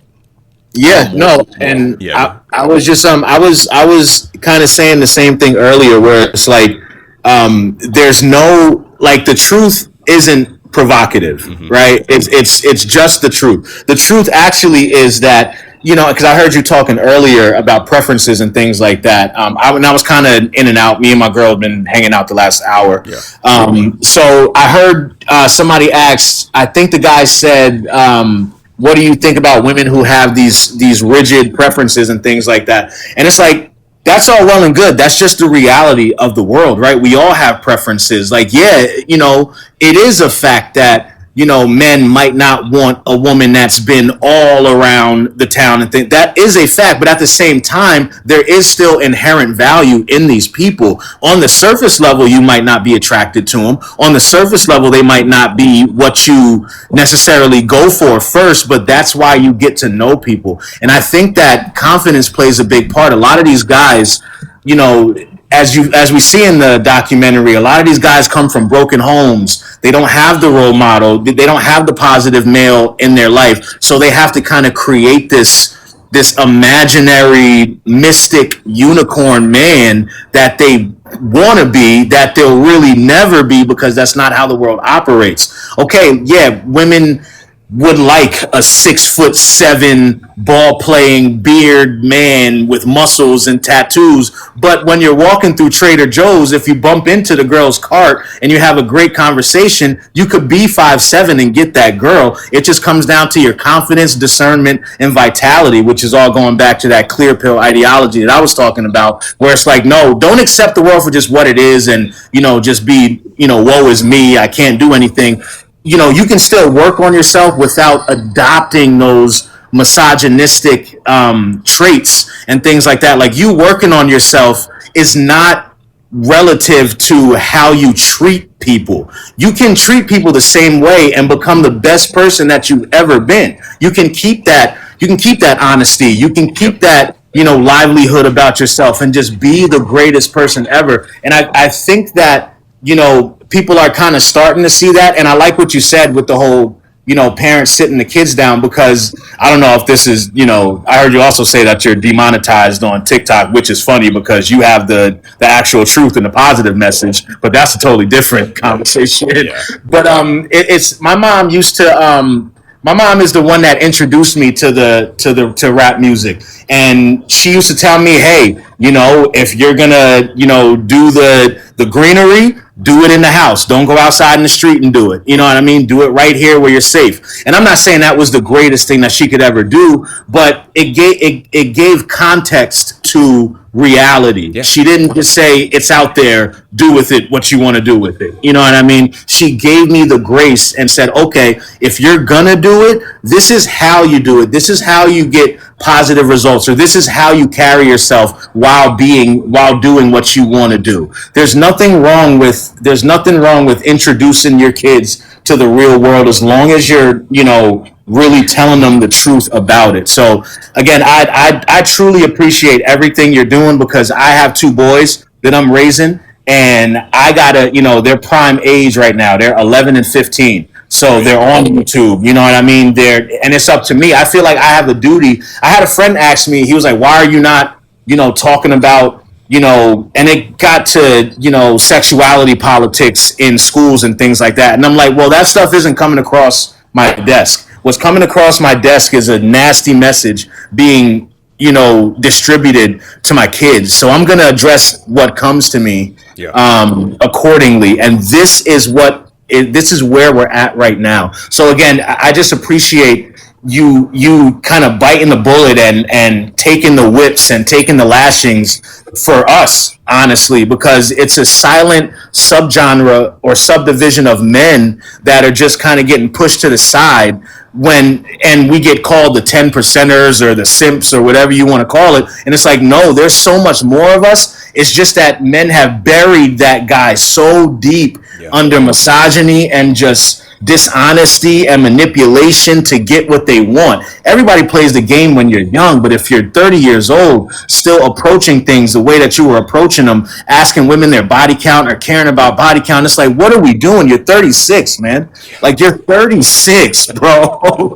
Could you imagine that? You have a beautiful supermodel in front of you, and you're saying, hey, what's your body count? It's like, what are we doing here, man? Like I said, I appreciate you, man. I appreciate you saying that. That means a lot, because it is, if I'm being like somewhat woe is me, like it's tough, man. It's a tough fucking. Oh, it is. And so it's called fishing, not catching. That's what I said. Well, I appreciate you saying that, because it's tough, and I feel for a lot of these young men. I know what it's like to be a 13, 14-year-old and not know how to get women, and then you go online and you're just trying to do the best you can, and then these guys are just telling you all this bullshit and you believe them because they seem to be successful. And so you believe it, and because you believe it, it becomes the truth to you. And these guys are telling you it's the truth. They're like, "Oh, I'm just telling you the truth. So don't shoot the messenger. I'm just telling you how it is." And so just because these guys say it's the truth makes these kids believe it's the truth. And if they did any uncovering of research on their own, they would see that most of the things they say are absolutely false. And just telling guys to go to the gym and make money, it's like that's not enough truth for the rest to be worth it. Yeah, no, I saw. I was watching Abba and Preach earlier, and they said, go. I don't know if it was them. It might have been somebody else, but I was watching them. But I heard somebody say, telling people. No, it was Watch TV on YouTube, but he was talking about Myron Gaines, and it was the whole thing with like, oh, go to the gym and make more money. It's like, okay, that's like telling somebody, get in shape with no diet plan, no nutrition plan, no workout regimen, just telling them go to the gym and get healthier. There's no solution there. And these are the talks that really, as much as it stings and pains these men to have these conversations, these are the talks we need to have. It's not all women that are like that. It's not all men that are like that. Okay, the woman that you're looking for might not be Kim Kardashian, sir. You know what I mean? It might not be her. You have to have discernment enough to, kind of bob and weave and find the Kim Kardashian that aligns or is as symmetrical as possible with you, if that's really what you're looking for. You don't get to objectify women and then get rejected by women and then blame women for your unhappiness. Yeah, and to your point, you know, if these guys are saying this is the plan I'm giving you, but they don't give you a full plan, like you said, you know, like even one of the guys in the documentary was like, I don't believe in depression, and he's like, well, how did your brother die? Oh, he took his own life. And it's like, how do you not believe in depression? The fact that you write off your, like, in my mind, they didn't go into this, but in my mind, that guy thinks his brother is like some weakling or something. Yeah. And it's just some weak guy who couldn't handle life. And that's how he views him. And these red pill guys will never, not once in their life, say, you guys should seek therapy. You guys should go get mental health. Take care of your mental health. They don't tell them that at all. Because if those guys did take care of their mental health, they'd stop listening to them. They would absolutely not. They would feel better about themselves and suddenly not watch this content anymore. So that's why they try to belittle therapy. They say therapy is feminine. If you're talking about your emotions, you're feminine. It's a feminine thing. Therapy is made by women for women is kind of how they make therapy sound, even though it was made by men. It's just insane that they really push this narrative. And so they try to get men to not focus on their mental health at all. They think if you're sad, hit the gym, which is just insane. Of course, the gym helps. Being physical with your body does help with your own sense of worth, but it is not the only solution, and it's not the final solution. So to me, it's just sad because they make these men focus on all these superficial things, and even if they are able to get a date, they're not able to sustain a relationship because they don't have the rest that they need to make it work. Yeah, it's just sad, and I'm gonna get out of your hair because I do gotta kind of get my night going and have dinner with my lady. Man, keep up with that clear pill stuff, man. We need more people out there spreading a positive message. Yeah, man. What I'm gonna do is if your messages are open, I'll send you a message on here with kind of like a layout and a description of each pillar that I have. Because I think that you would just kind of enjoy it and get something out of it, and maybe you could add it to your arsenal. Because I do take some of your talking points as well. My latest debunking talking point is the body count thing. When they give me the hard number, I tell women just stay right one number below that, and you'll be fine. You know what I mean? Because it just sounds ridiculous at that point. But yeah, man, I'm gonna DM you. All right. Keep doing what you're doing. I appreciate it. People are watching. People are listening. It might be inch by inch, but eventually you'll hit the mile, man. Keep it going. I appreciate it, homie. Absolutely. Thank you. Thank you. Let's get Ash in here. I haven't talked to Ash in a while. Hey, what's up, Ash? Hey, how you doing? Doing all right, man. What's going on with you? Yeah, I know it's been a while since we spoke. Kind of been listening more recently. So I just want to get your opinion on something. Okay. So, obviously I went to speed dating event in the past. It didn't work out. Yeah. I'm actually going to another event in like a couple weeks. It's also in person. But the hosts that have these events, they have sometimes online events. So like it's like a online dating event, but like you get to see the people, and you get to speak with them. So before I get into my question, what is your view on like a online dating event? Do you think that's more like the dating apps where it's strictly on looks, or do you think that's more like in person because you see the person you're talking to? What's your view on that? Can you repeat that? I just want to make sure I understand it. So like when they have like online events, right, dating events, you do see the people, you do interact with them. Do you think that's more like how it is in person, or do you think that's more like the dating apps where it's looks a little bit matter more? What's your view on that before I kind of get into it? You said it's an online thing where then you meet up? So it's like an online thing. You use Zoom, Okay. And you get to interact with people. You get to see them, so they get to see how you look, and vice versa. You have conversations. So I kind of want to get into something, but I just want to get your view on that first. You think that's more like in person, or you think that's more a little bit more like the dating apps? I feel like it's almost like an in-between. I feel like on a dating app, you're only looking at photos, you're only looking at text. With a Zoom, you're looking at a face, and you're getting a sense of like their voice and mannerisms. But to me, energy does not translate through Zoom. The same way you're talking to me and I'm talking to you right now, it would be totally different if we were doing this in person. Oh yeah. So I do think it is an in between. I think it's better than just dating apps. I think in real life is always going to be the method that I recommend the most, but I also understand it's probably the hardest. So this sounds like a good in between, for sure. Yeah, so the event I'm gonna go in person, which is in a couple weeks. They have sometimes like online events, online dating events, and this was free. So I'm like, what do I have to lose? Oh, it's free So then. Yeah, absolutely. yeah, so I went on it, and it was like you kind of connect, and then you kind of click on another link to because then you have your one-on-one meetings and you speak with like whoever's available. Like maybe if there's like 30 people, you speak with maybe 10, 12 people, right? For like 5, 10 minutes.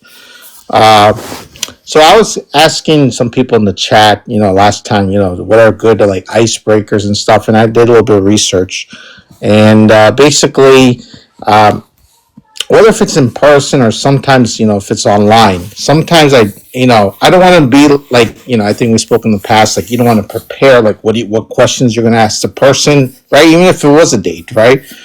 You just kind of want to see how it goes and just kind of go from there, ask other party questions.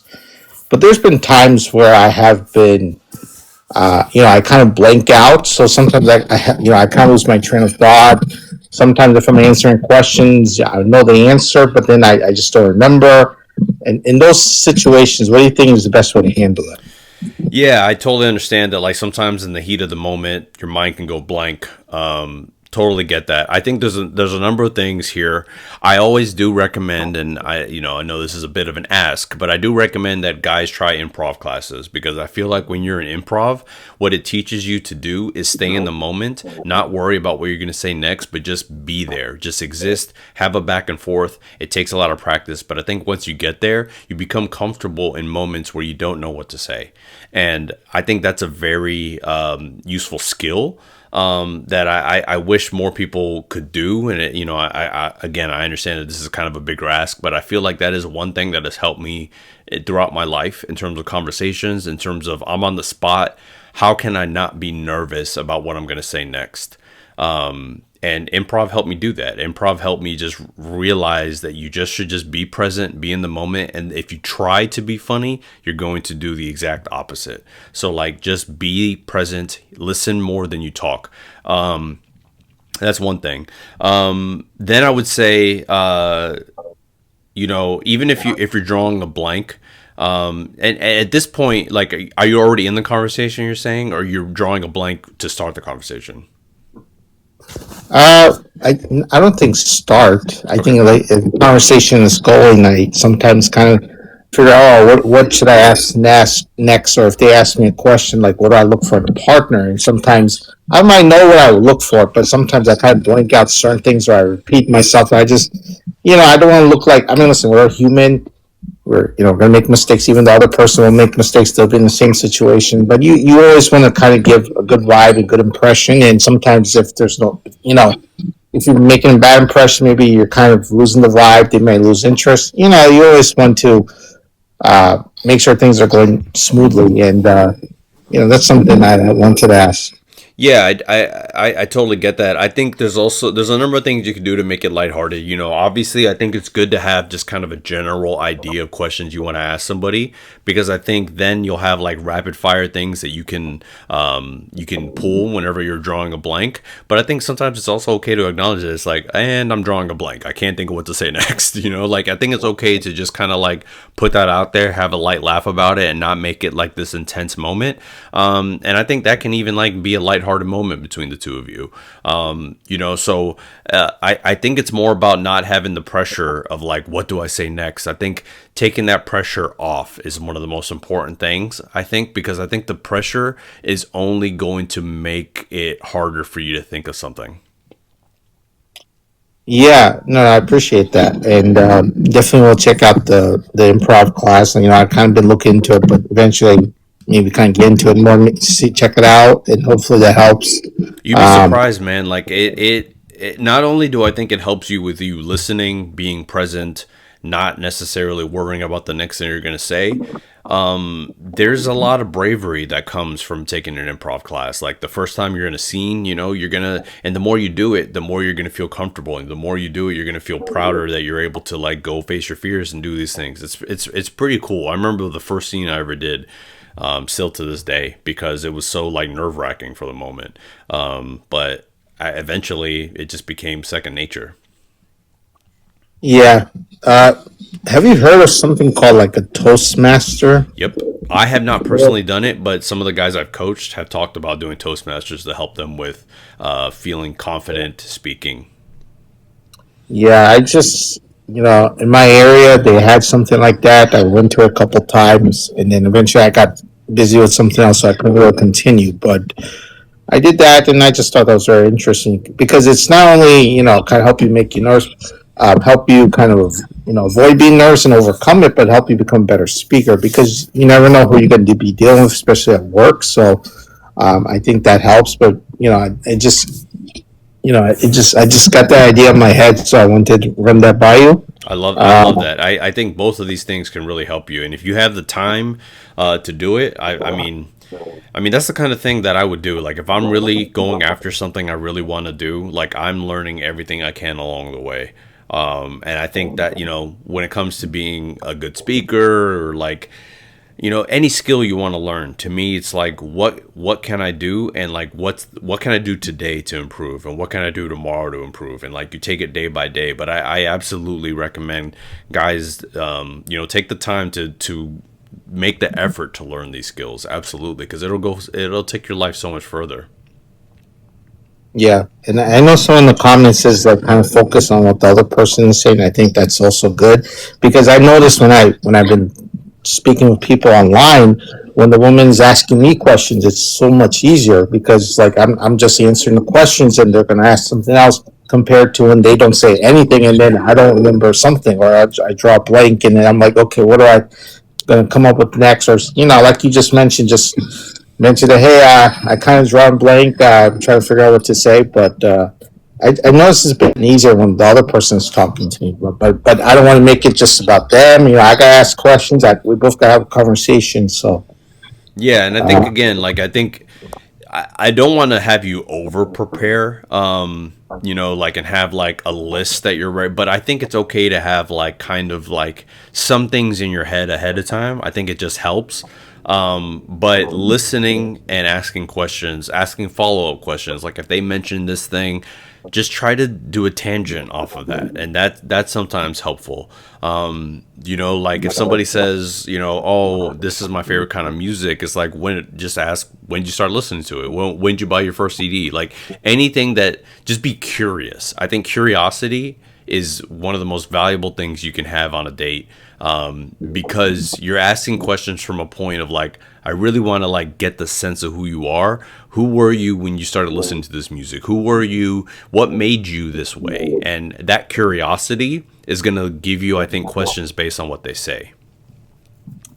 yeah, no, definitely ask. I think both parties should have ask questions. Kind of ask the question based off what they've been telling. There was actually a girl. I mean, she's a little bit younger than me, but something I kind of had with my conversation with her was we both do the same job. We both come from the same background, so it was like, oh wow, this is what you do, and then it was very easy like to talk about like about the job and different things that we have done and learned. So it was very easy compared to something else. But I think you're definitely asking questions. And just kind of asking them about it, I think that would definitely help. Yeah, and I think the only time I struggle with a conversation is when someone's giving me nothing. Like if they're just giving me one word answers or then I'm just I don't have anything to build on, which is kind of like improv. It's the same thing with improv. Like improv, the first rule of improv is you say yes and. So if I say, hey, there's a fly over there, and you say no there isn't, then the scene's dead. Like you have to say, oh my God, get the swatter, whatever you're going to say next. But like it's building on what your scene partner is doing. And it's the same thing when you're having a conversation. You're building on what they're saying as well. And if somebody's giving you one word answers, it's the same thing as them just saying no. And like, you can't build on that. it makes it so you have to kind of restart. If I say, look at that elephant, and they say, that's not an elephant, then it's like, I have to come up with something brand new. And that's like resets the conversation instead of like building on what was already said. Yeah, no, I agree with a lot of stuff you said, and they take in consideration and definitely, do the improv classes. And, like I said, I think, whether if I was, I didn't have any issues or I'm still learning, I think going to different events and improving myself, and it's good because you get experience. You learn from your mistakes, whether you've done well, you continue doing that. This is all, just experience until you actually, meet someone and you kind of know what to expect and what to do. I don't know if you like video games. When I play video games, and like for me, like getting XP and like doing the thing, getting better at it, and like doing like that is part of the fun for me. And so I think when you're out in real life trying to get this experience, like make it a game, make it fun, and make it like just a journey, and appreciate the journey and not just focusing on the destination. Oh yeah, I mean, maybe the other person you meet could have similar interests into, like video games, for example, right? You can go to David Buster or something where they have a lot of different things, and you can also, just get something you need. I mean, it's a cool place, but something similar like that. Yeah. Yeah, I kind of wanted to add something to a caller they had earlier. Yeah, I remember I asked this also about your street interviews and about if you feel like if they're saying what they want or they just giving the logical answer. I definitely agree. I think most of them. I mean, if when it comes to dating, I do think they know what they want. So I think, and they answer pretty quickly. So I think they're giving you what they really want, and you get good feedback. There's actually, before I saw your videos, there's actually a video I saw from a user on TikTok. I think it's called Goof, GOOF or something. I don't. He has videos, a lot of different things, but one of the videos he has, and this guy's like a tall, but he's a very big guy. Like when I say big, I'm talking about he's like chubby and stuff, but he goes up to a woman, and I'm just only attractive woman, and he asks like, if I was much skinnier, would you date me or would you date me right now? Like he kind of goes in that kind of questions, and the majority of them say, it doesn't matter if you're skinny or not. I date you how you are as a person. And then like some women say, hey, you look fine. Why are you trying to lose weight and this that? So, and then just like your video, some guys are like, oh, they're on camera. That's why they're telling you what you want to hear. So he actually did experience a video where he went across the street and the person was still recording, but he was so far away that people never noticed that they were on camera, right? And he asked the same questions and he got the same response. So whether if the person's off camera or not, I mean, you're getting the same results. And in my experience, like I said, I went to a dating event, it didn't work out. I was not the most attractive guy because there's other guys there, but I got a good woman's number. So, it's just, yeah, I mean, listen, there's going to be some people that are going to say what you want to hear. There's going to be women that care about the superficial stuff. And do you really want to be with those type of women? Of course not. So, I think that kind of backs up your interviews. Can you send me one of those? I love to. I think I've seen them, but I want to see the one where he does it without the camera. I think that'd be really cool. Okay, I think I tried to reach DM me once, but I think you have to accept it. So once you accept it, then I can send it to you. I think, yeah. But let me see if I can find it real quick. Once you accept it, then you don't have to do it at this moment. But whenever you accept it, I can send you a video of his, or just kind of tell you. So. Yeah, I want to see if I can find you real quick. I'm not always the best at accepting. I know you get a lot of people and you get a lot of messages, so I know the volume is a lot. All right, I just accepted you. Okay. Yeah, I had to scroll down. That was a while ago. Yeah, no worries. So, at some point, if not today, definitely tomorrow, when I can, I'll send you a video of his. And but yeah, I mean, he asked questions. He did an experiment doing off camera, and it was still the same thing. So. that kind of backs up your thing. So, but yeah, anyways, I'm sure you have other callers. So I know it's been a while we spoke, so I appreciate it. Hey, man, Ash, thank you so much, dude. Always glad to have you in the chat. Yeah, thank you. Thank you. Let's get Beastie's dad, and then we got Neil next. Hey, what's up, dude? Yo, what's up, Raph? Always good to talk to you. Been a while. I took last week off. Sorry I kept fighting with the incels in the chat, but No, you know, it's nice because I'm telling you, when I'm on these chats and I see those guys posting, I so badly want to get involved. So I'm glad you're there. yeah. And some of the stuff I say this week, if there are any incels in the chat, I'm going to get them so angry with what I'm about to say. Some of the stuff I learned. Because I've grown to realize this, because we were talking about a while ago, you know, okay, all of you know me, know that, who know me here, because I'm kind of a regular. I was cheated on after a 6.5-year relationship, and I'm going up and down the emotional roller coaster, you know, like, still. And one big thing that's helped me so much is that I've accepted that I am on a roller coaster. I'm not going to be better right now, and it's okay for that, you know? And, like, see, someone said to me, oh, it's okay if you don't trust women right now, which I want to clear this up. There is no distrust I have towards women. Women were the most supportive to me during my tough times. Women molded me into a better man. I was raised, you know, my dad, great guy, but was always busy on the road as an entertainer. I was raised by my mom mostly, and really good teachers, you know, like my sister from another mister who she is just a queen. She's a former sex worker who got out of it and became like a producer, owns multiple companies, gives TED Talks, you know, like, and my wing woman when I'm in the mood for it. But I discovered it's not even a trust issue, it's a fear of emotional intimacy that I have right now. And when I tell people that, they just say, yeah, I understand.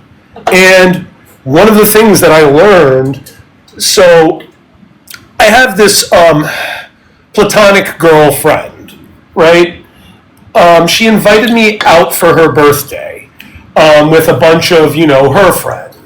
And she was talking about, she said, I invited the guy who friend zoned me, which, one, for all the men out there who feel that way, women sometimes, you know, women get those feelings too, that they get that. So it's not exclusive to us, men. And two, you know, I don't believe in the friend zone because nothing is ever set in stone. If you really want to break it down, I feel like there's two things that people call the friend zone. There's unrequited feelings, which sucks. Everyone has them. And the question, if you have unrequited feelings for a friend, is, can you continue the friendship? Can you put those feelings aside? Or would it be too difficult? I don't blame someone who has a hard time being friends with someone who rejected them because they have a hard time getting past those feelings. As long as they don't like treat that person like shit over it, because feelings, we're not in control of how we feel a lot of the time. And then the other thing is entitlement, which is disgusting. That's the, oh, you know, I stayed on the phone with you for hours and you're not going to bang me? Like, no, go touch grass, buddy. But one of the things was, and this was a strange thing, when I was out with her for that, like, we all went out for high tea at the Plaza Hotel. Not really my typical scene, but, you know, this woman, she's very much she likes to envision herself as a Disney princess, which is totally cool. But when I say that, I mean, like, she wore a tiara out and, like, a full Cinderella, like, gown. And it was kind of awesome, and it made us all feel cool. But because I've got this emotional, you know, like, fear of emotional, like, intimacy now, what I decided to do was, and this is a girl I have no feelings for, no like attraction to, like someone who I've kind of just, I don't know, just kind of see as a, like almost as a sister. And I think it's something that happens like, you know, a lot of the time, which is I just asked her for insight because she's in the middle of a romantic triangle right now. Now, I'm not going to be talking all about her, right? But it made me real, but I was feeling a lot of relief in telling her my personal insight, because I can uniquely help her out because I'm listening to things about like, oh, this guy, he's doing this and this, but he has a girlfriend. And I'm like, yeah, that's not something a man with a girlfriend should be doing. It sounds like he likes you. Or then she was talking, oh, this other guy, you know, told me he loves me after the first date. And I was like, well, you said this guy was 7 years younger than you and he has a tough relationship with his parents, right? And I was like, she was like, yeah. I was like, see, sometimes you got to be a little weary of that. And what I learned, the truth is that a big thing that men just misinterpret all the time is that when we tell them, like, you know, not we, but when they're told, like, you need to make friends with women in order to, like, you know, they assume that to mean make friends with women to try to sneak it further, or make friends with women so that they can set you up with all their friends. They don't ever look at it from that perspective. And they don't look at it from the perspective of, if you're, by being friends with women, you create another form of like platonic intimacy, and you learn about like what you know, like everything like that, and you learn how to be respectful. And I also learned something else, like the reason why I said I wanted to return to my Playboy days like I was in my 20s. But then I just realized, see, I know a lot of my mentality when I was a Playboy, right, was focusing purely on my enjoyment, you know, focusing on myself, like never crossing boundaries, but also not really being concerned for other people's feelings. I'm just not that guy anymore. I have empathy now, you know, and I think that's what being in a long relationship taught me. Yeah, I'm probably getting a little older too, but yeah. But it's something that I've like grown to, you know, realize. I mean, being on here and, you know, Wes, Ash, who is a man, and I'll just call you Ash, and Wes, you know, you two are my homies. We talk all the time, and I just got to say, one for starters, Wes, if you're still here, you are so young, dude. I wish I had the level of self-awareness that you had when I was your age. You know, and I've also learned, you know, I'm learning a little bit more, like the fear of emotional intimacy and in general, like approach anxiety, but it's actually kind of being sort of taken care of in its own way, which is I like going to bars by myself every now and then. If I've had a good week, hit the gym 5 days, I'm going to stop and have a drink on my walk home from Kung Fu, which is a 5-mile walk. So, you know, I'm kind of canceling out the calories from the whiskey. But I learned something that's interesting, and I think this is a way to just get, if you don't mind me saying something, that giving a piece of advice to the men here who are scared to talk to women. It's not even, if you're scared to approach women, if you're at a bar, try to become the most charismatic guy at the bar, not directly towards women, but being the best version of yourself. Get a conversation start a conversation with multiple people that people want to join. Women are people, you know, and like you said, they're not a monolith. They're, you know, like they're not a monolith. And it's just like, for example, I started, like, when I start conversation, like, I like starting conversations with people about one specific subject, nomenclature. Everyone wants to get in on that conversation. Like Raphael, you're cool but cruel. No, I'm kidding. Hey, I grew up on that. Trust me. That's it. Also, yeah, that's good. Or like, for example, I was talking to Lori. It's like everyone named Lori is optimistic, empathetic, but not a pushover. You know what I mean? Everyone named. All right, I'm just reading the comments. Amelia, you know, you're very intelligent, go-gettery, right? And you know, and very encouraging. I'm assuming that's every Amelia I've ever met before. And it's a thing where we're speaking off experience. I mean, I'm not trying to come in and be like, hey, I learned the secret of life and all of that. I still struggle. The beginning of every day, you know, like every Monday I wake up a little hungover because I don't do horoscopes. I kind of feel zodiacs can be something people use as an excuse to behave however they want sometimes. That's what my ex did. She would just say, I'm a Cancer. She would do terrible stuff and be like, I'm a Cancer. But, you know, not trying to act like I know all the answers. I mean, Miranda's always very artistically inclined. Okay, sorry, I'm not going to go on with this, but it's a thing where, you know, everyone here, it's like we're scared of, you know, it's like the fear of vulnerability, but being vulnerable in a safe space. And this is easily the safest, I think the safest space on TikTok by a long shot. And that's a huge credit to you, Raph. Like, you know, you deal with empathy and all of this.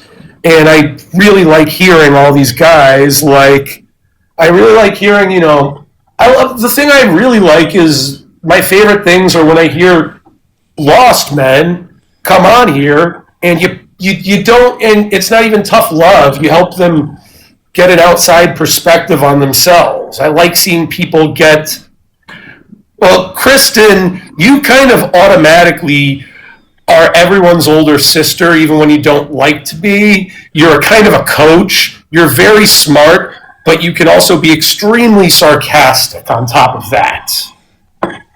But, or Raphael, right? He's very, I said you can be one spiritually, like being an older, you know. But Raphael is empathetic. He's kind. He's a teacher. He's ready to, you know, he's ready to help people out. That's every Raph I've ever met. You know, Nick is sarcastic. But what I've learned is, and this is just a big thing, which is, you know, I think another problem us men have is that we think that we expect our problems to be solved as soon as we start doing anything about it. And it's like I've, you know, learned, like, I still struggle with like my perception of myself, but I've grown to realize that it's not going to matter how attractive I am until I believe it myself, or until I don't care about it. Not in a stop trying way, but in like a not caring who finds me attractive or not. And guess what? Bingo. I still don't. But every week I feel a half an inch closer in that 1,000,000-mile journey to getting there. Progress. And it's, you know, like so much has been learned, and I just think it's a true fact, which is, you know, the women, and oh, thank you. I just want to be like, let me known that, you know, a woman can't love you until you truly love women. And that means, like, you know, and not just in a horny way. Like, in like it's all men until it's no men. We need to set a better example. Like, I mean, that one dude, the clear pill dude, right? He just kind of like, I was like, damn, I don't think I could ever go on alive after all the greatness that guy said. Or, that Southern woman who was on here a week ago or 2 weeks ago, or, yeah, the therapist, And what I realize, and I just want to say this to all, because there's definitely always a few incels in here, right? Oh, yeah. To all the incels in here right now, you don't hate women. You hate yourself. And you're so scared to admit it because you think that will make you seem weak, and then you'll have to go out and try to get help to feel better about yourself. And the truth be told is it just feels easier for you to blame women. And women aren't even your problem. It's not that you don't get with women. It's probably that you're not in the place you want to be at in your life. And you kind of decide that it's just so easy to like shift the blame. I mean, that's why I feel like, inceldom is really the beginning of a pipeline towards straight up Nazism and fascism, where you blame everyone. I mean, and this is a big thing. Raph, have you ever seen the show Man Seeking Woman? No. Oh my God. You need to watch it. Everyone needs to watch it. It's about the struggles of modern dating, but the thing is, it takes like the way that we feel about modern dating and turns it into very literal or surreal scenarios. Like, I don't want to spoil too much. Yeah, I'm looking at it right now. It looks good. In the first episode, he gets broken up with by his girlfriend of 7.5 years. Later, he gets invited to a party at her house the first time they've talked in a while, and he discovers that she has a new boyfriend before he even goes in. And then the guy's like, yeah, this is the German guy, his name's Adolf. And then he's like, wait, like Hitler? He's like, oh, so you know him. And it turns out that her new boyfriend is literally Hitler. I saw a clip of it on TikTok. Yeah.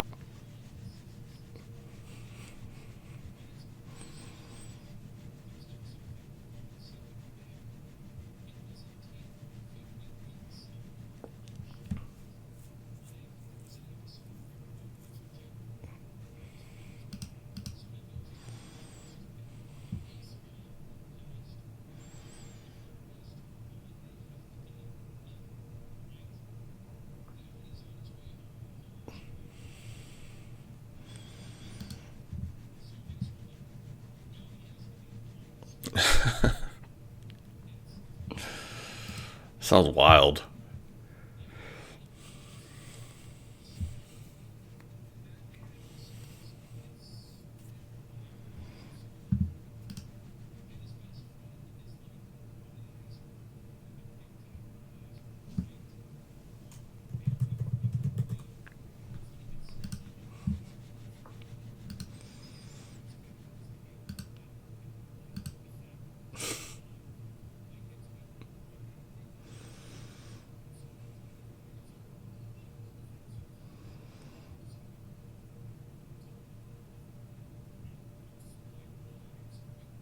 Spiral.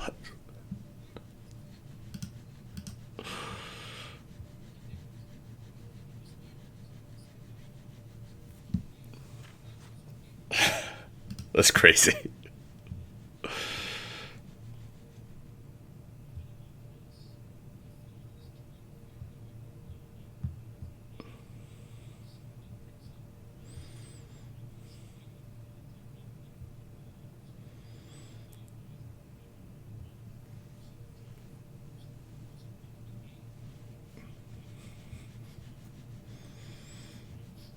That's fair.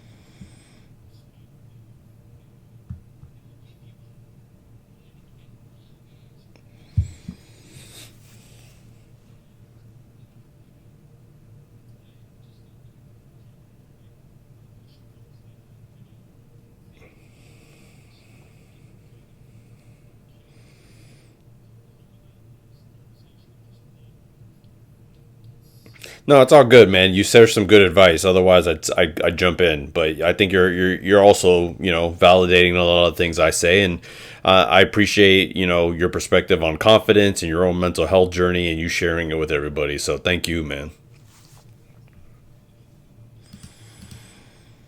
All right, man. Well,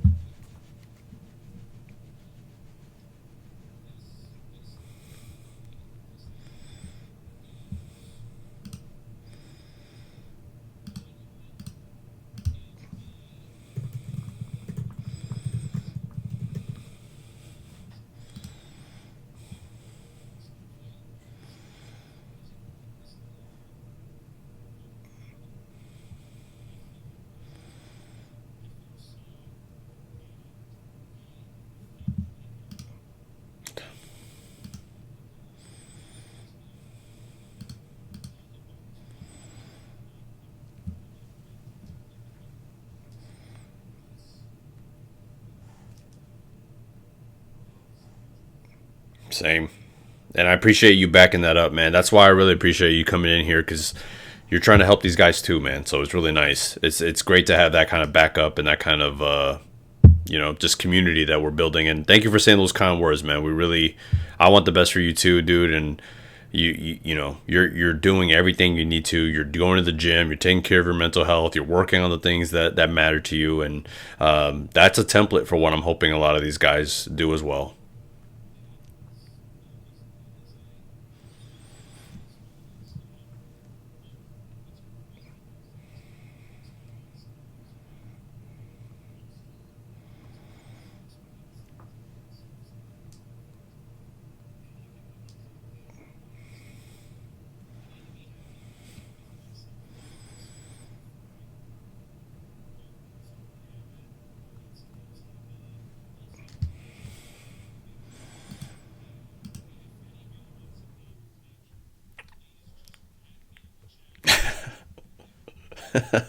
Well, thank you, dude. I appreciate it, man. Later, man. Oh, my bad, Neil. I clicked on Melanie, but you're next, Neil. I'm so sorry. Hey, Melanie. Yeah, how's it going? I'm good. What's on your mind?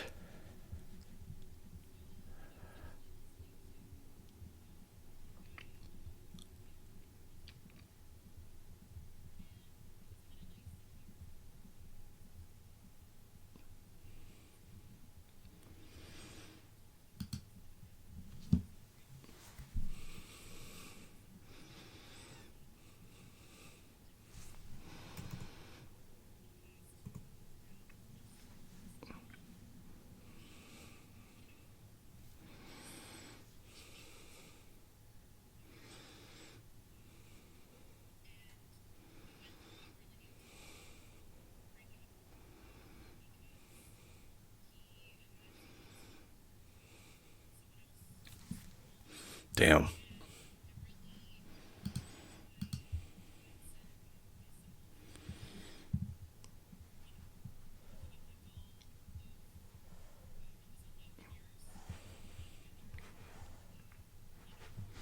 So,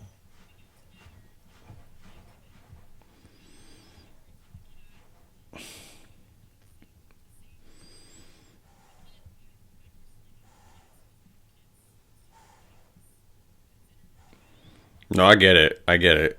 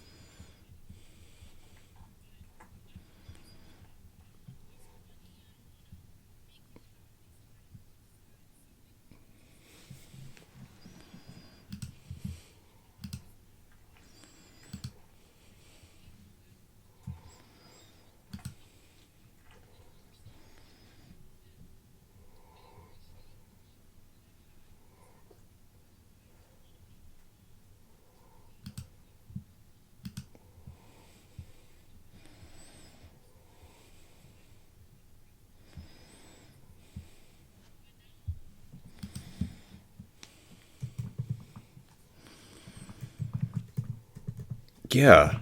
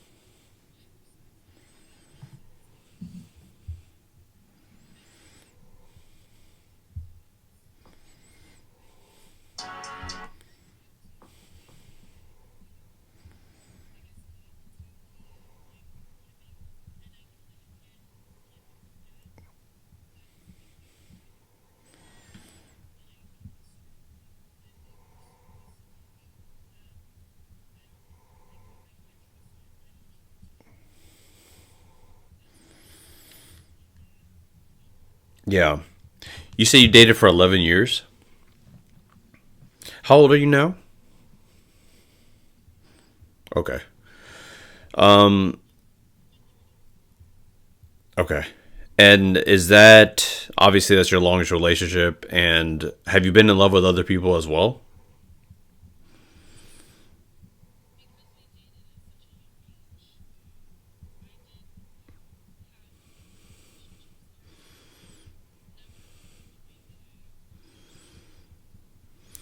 And of course, you're gonna beat yourself up. That's what a lot of people do and say, "What did I do to cause this to happen?" You know. And look, are there things that we can do to maybe push someone away? Sometimes, but at the same time, you can't control how somebody else is gonna act in a relationship. It sounds like him falling for somebody else had nothing to do with you, unless there's something I'm not aware of, or like unless there were so many issues in the relationship that you kind of saw the writing on the wall. But it doesn't sound like that.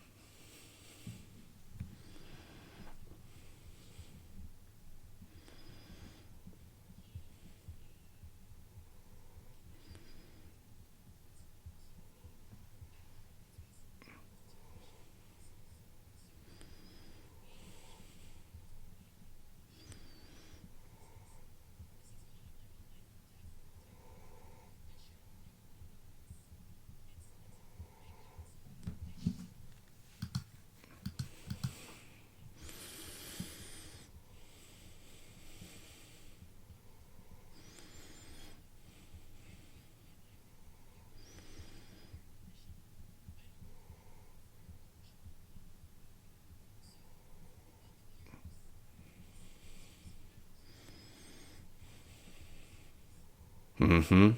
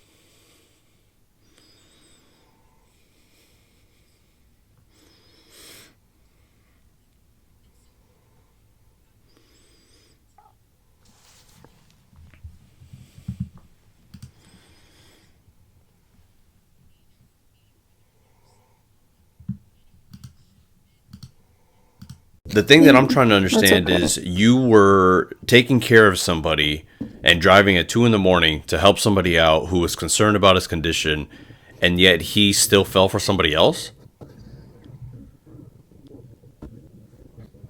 Yeah. And Yeah. now do you feel some sense of, so now how do you feel about him? It sounds like you still have feelings for him in some way. Yeah. I still really really love him, but I'm afraid of getting hurt again. So I'm fighting with myself of like not being able to let go. I In your opinion, do you feel like you did anything that would warrant him doing something as terrible as falling for somebody else?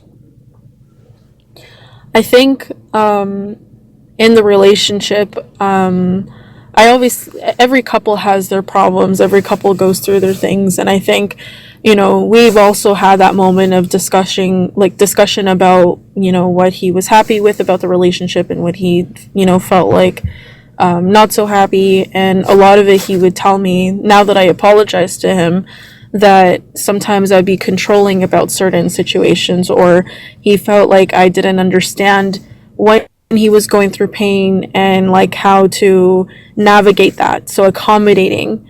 And I'm like, look, like I didn't have a book or anyone to really say, hey, there's going to be days where he just physically can't get out of bed, and I know you want to go out to the beach or you want to go out for a walk or you want to go to the gym, but it takes them 20 steps to do that. So I had to learn how to accommodate, but still struggled with it throughout the whole time. And communication was something that I was always asking, but he didn't know how to communicate. And that's where I was like, how am I going to understand how you feel if you don't tell me? And he felt like he couldn't talk to me about those things.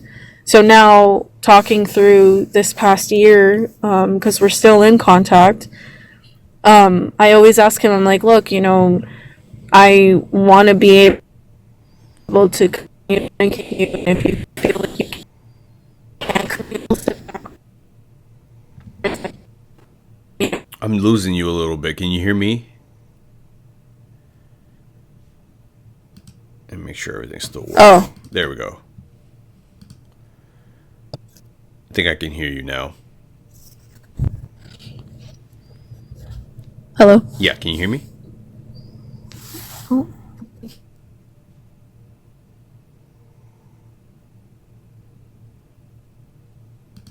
I'll give you a second to reconnect.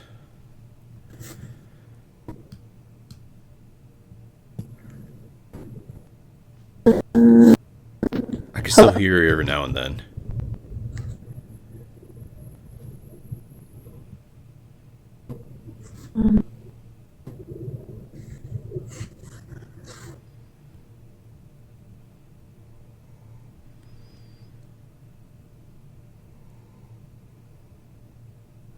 Are you still there, Melanie?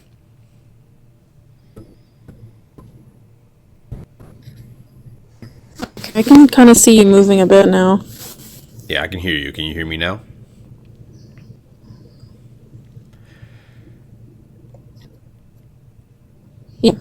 Yeah. Are you at home? Might be where I am. Hold on, I'm just... no. I just finished work and I'm just parked outside, so I'm just moving the car a little bit. Sounds like Can you're you hear back. me now? Yeah, it sounds like you're back.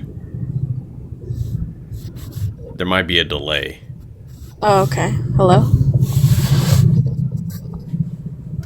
Oh, okay. Is that better? I think so. I can hear you clearly, but it does sound like there's a little bit of a delay. Somebody suggested you putting on airplane mode real quick and then going back. Yeah. Okay, let me try that.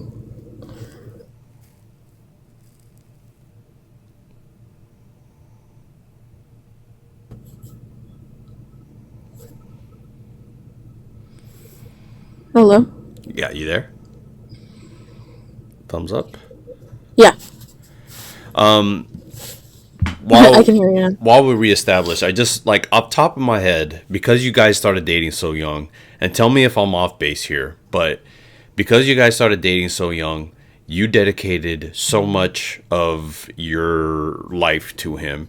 You catered to his needs. You took him into your heart, even though he had, you know, he had needs that you had to address and help, and a lot of people wouldn't have done that, if I'm being honest. But you did it, and you seem to have loved him. And of course, every relationship has problems. Every single one on earth has problems, especially after 11 years. But for him to just up and have feeling for somebody else, like, it upsets me, because I can hear it in your voice how much you care for him. And I don't know you that well, but you do seem like somebody who gives a lot of yourself to somebody. And I do wonder, like, my gut tells me that you should move on from him. You've already spent 11 years with him. You've already given him a lot of yourself. You've done, in my opinion, more than I think most young women would do for somebody. But the way that he just kind of, like, in my opinion, just was unfaithful to you is it's pretty unforgivable. Now, does that mean you guys are done for the rest of your life? I don't know. But what I would say is, I think, and of course it's hard to rebuild yourself, and it's hard to get to a place where you feel like your heart can handle the fear of another relationship. The next relationship, you never know. The same thing could happen. It's a scary world. It's a scary thing to get into relationships. But I do think you should really focus 100% on yourself. I think you should focus on your own self-respect, because you should, you deserve to be treated better. And I think you deserve to be with somebody who is going to give you the exact same love back to you. Yeah. You know, like, it's, how do I say it? You, like, how do I say it? Like, it's so hard to let go, but I know that it's possibilities of a better life for myself. But when everything happened, it feels like I'm back at, like, it's almost like I've been asleep for 11 years and I'm back at 15 trying to regain the kind of person that I am. And that's where it kind of got scary, because when you're in a relationship, you kind of, like, you know, focus on the person. You're, like, more in tuned with that, you know, the lovey-dovey moments and the love, like every relationship in the beginning stage, you know. And he became such a important role in my life at such a young age, even now as an adult, that, like, I isolated a lot of my life. So now, you know, it's weird. Like, I don't really know how to be alone, and I don't really know what kind of life I'm going to try to pursue. So it's very, like, I second guess decisions that I make. Of course. Relationships, I'm not looking for that. You know, I don't really consider myself like an ugly person. I don't, you know, I can really go out there if I wanted to. You know, everyone, you find your interest somewhere. Yeah, you it know? sounds like guys are talking to you anyway. Like, it sounds like it's happening either way. Yeah, but it's like, it's a little, I guess it's more of like, I want to know your perspective of, like, why would he do something like that? And it's like, he feels guilty. Like, we talk He about fucking it here should. and there, and he's just like, I would rather let you go so that you can live your life than me saying, you know, let me work on my stuff and still make mistakes being together. And I'm like, yeah, but at the same time, it's like, you know, I'm giving you that second to say, yo, like, if you can work things out, why can't you try that? Like, why can't you love me enough to try? No, I strongly, your youth, your teenage years, and you're into your 20s and late 20s, I feel like the relationship is a big part of who you are. And I think you haven't had a chance to really understand who Melanie is. And the 20s are a good chance to do that, and it's not by any means too late. But I do think now is the time to really understand who you are, what it is that you want out of life, to really understand what you deserve in a partner. Because I'm like genuinely kind of upset because like you took care of somebody even at like 2 in the morning, again, when you were young and you were like a teenager, you were in high school, you were in college or whatever, and you were doing this stuff, and for him to cheat on you, to me, is like one of the worst betrayals. And I can believe in forgiving and moving on, but I think it's time for you to really build yourself to a point where you really discover what it is that you want and what kind of love you deserve. Because that certainly wasn't it.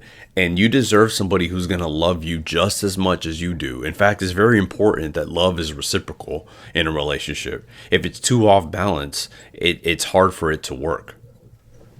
Yeah. And like, go ahead. I don't like to be that person to talk bad about him, because yeah, like I know that it was wrong, but it's like I still look at him as a person that, I care about, and it's like we still had so much history. So it's like when I don't really like that conversation when I get to know someone and they're like, yeah, like my ex did this, like she's a bitch, or she's this, or I'm like, why? Like, I get it, you're angry about their actions, but there was also a point where you loved that person. Yeah. And for me, I don't really like to say this was the mistake that he did. The one mistake out of the 11 years of being committed, this was the one mistake. Like it shouldn't show so much of his character, because when you actually meet this person, he is a great person. He is a great friend. He's a great father to our cat, but it's like this one mistake just puzzled me because this is not how he is as a person. Yeah, and I also understand that urge. I mean, first off, I totally agree with you that it's good to have a healthy feeling towards your exes. I have no ill will towards any of my exes. I would never talk bad about them, despite any of the things that occurred. Like I just don't. I believe in forgiving, moving on, not holding on to resentment. But I do think because he has been such a pillar of your life, that I want you to get a clearer perspective outside of this relationship. It's really all you know. And I think there's a chance that if you take the time to really see yourself outside of this relationship, what feelings develop for you. It could mean that you guys ultimately end up back together. I'm not saying that that's out of the question, but I think because he made this kind of decision and made this kind of mistake, I think this is a chance for you to really focus on what it is that your life will look like outside of this relationship, so you can get a sense of that, because I don't think you had a chance to do that. And I'm not telling you to date. What I'm more telling you to do is develop a complete sense of self-respect, self-worth, go to therapy, read books, focus on the hobbies that you like, focus on the things that you like, and try to rediscover Melanie outside of this relationship. Mm-hmm. Because then I think you'll have a clearer sense of what it is that you actually want. It could mean you want to get back with him, and that's again, as long as he's going to be faithful or whatever, I would support that. But what I'm saying is that I feel like you haven't had a chance to really examine what it is you want, because this is kind of all you know, and because of that, your instinct is to go back to it immediately. Yeah. And I like to talk about this with you here, with however many people that are on here listening, because I want men and women to understand that love is such a strong thing for a lot of people. And I know that, like I said, dating is really, really scary for me, because I get I fall deep in love, I think, so quickly because of how I've experienced this relationship. But it doesn't mean that every girl and every guy out there is really out there just looking for a fling, or, you know, a sense of, I don't want to be alone, I need someone to comfort. Like, there are people that actually are willing to want to be with people, whether they're going through their own problems or whether they're, you know, going through a condition just like him, you know. And there are good people out there. It's just, I feel like for me at this moment, because I feel very lost, you know, hearing you out, like, it's true with what you're saying, you know, working on myself first and thinking about me because I thought about someone else for so long is a good point, you know. And it's something that I'm looking forward to, because I guess that's what I need in my chapter of, you know, being 30 on. But it's like, I don't want guys to feel like, you know, it's going to be repetitive of like, okay, every girl is like the same, they're all going to think about a certain way, or they're all going to manipulate, or no, honestly, there's not, all women are different, but there are some that truly will say like, I will be your partner and I will love you as long as you find that commitment with me and we work in the middle, you know. Yeah, I mean, I think every guy dreams of that kind of love. You know, every guy dreams of that kind of commitment. But and I think that's a great message to the men out there. I think, you know, there are Melanies out there, guys. The concern I have is I want to make sure Melanie's okay. And that tendency to love very hard, while I do think that's admirable and I think it's brave, I think it's important to understand that that can also come, and correct me if I'm wrong, but it can also come from a place of dependency. And I want you to feel like you want to love somebody because you choose to love them, and not because you feel like it's just an overwhelming thing that you can't necessarily help. I want you to have a clear perspective on that, because I totally believe in loving hard. You know, I love my wife very hard. I went after her, you know. I do believe in loving hard, but I also know that, like, if my wife was to do something that, you know, betrayed me, I have enough of my own experience, my own self-respect, my own agency to say, I don't deserve this and I'm not going to tolerate it. And I want you to get to that place too, where you have the self-respect to love hard, but also know when you don't deserve to be treated a way like that. Yeah. No, I agree with what you're saying. Because if people who tend to give their hearts fully, they also are the ones who are most vulnerable to be hurt. And I am somebody who believes in vulnerability, because I think vulnerability is a strength. I think vulnerability is like, I'm willing to get hurt, but I want you to have the foundation and the self-respect and the clarity on your own life to really understand what it is that you want and when you're willing to risk that vulnerability. Okay. That will be something really written in the books in the works right now. Do you go to therapy currently? I did go to therapy after the breakup, because it was really, really tough for the first couple of months. But it was like I was going but then not going. And I think it's also stems with, like, I'm still communicating with him, so it's really hard. Like, they were telling me, you know, it's really hard to constantly be ripping the Band-Aid if you're still in contact with him. But our situation is a little hard because we still co-parent the cat. And he's still kind of involved in my life. Like, we have a car together, we share the same insurance. Like, there was things already placed that it's really difficult to kind of separate and say, you know, this is the last time I'm talking to you and off you go, kind of thing.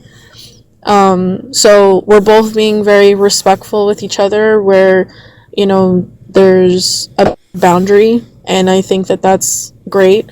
But it's also, it's hard sometimes because it's I guess, you know, because you're saying you're married, like it's always the look, you know, like you can look at your wife and be like, damn, like I want something, you know, and I think that's those little moments happen.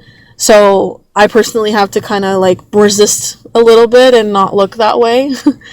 You know, so I think I still have those moments because of how I feel, but he understands that and he respects me and says like, look, like I can't do those things to you, not because I don't want to, but it's because, you know, he feels responsible with how everything went down.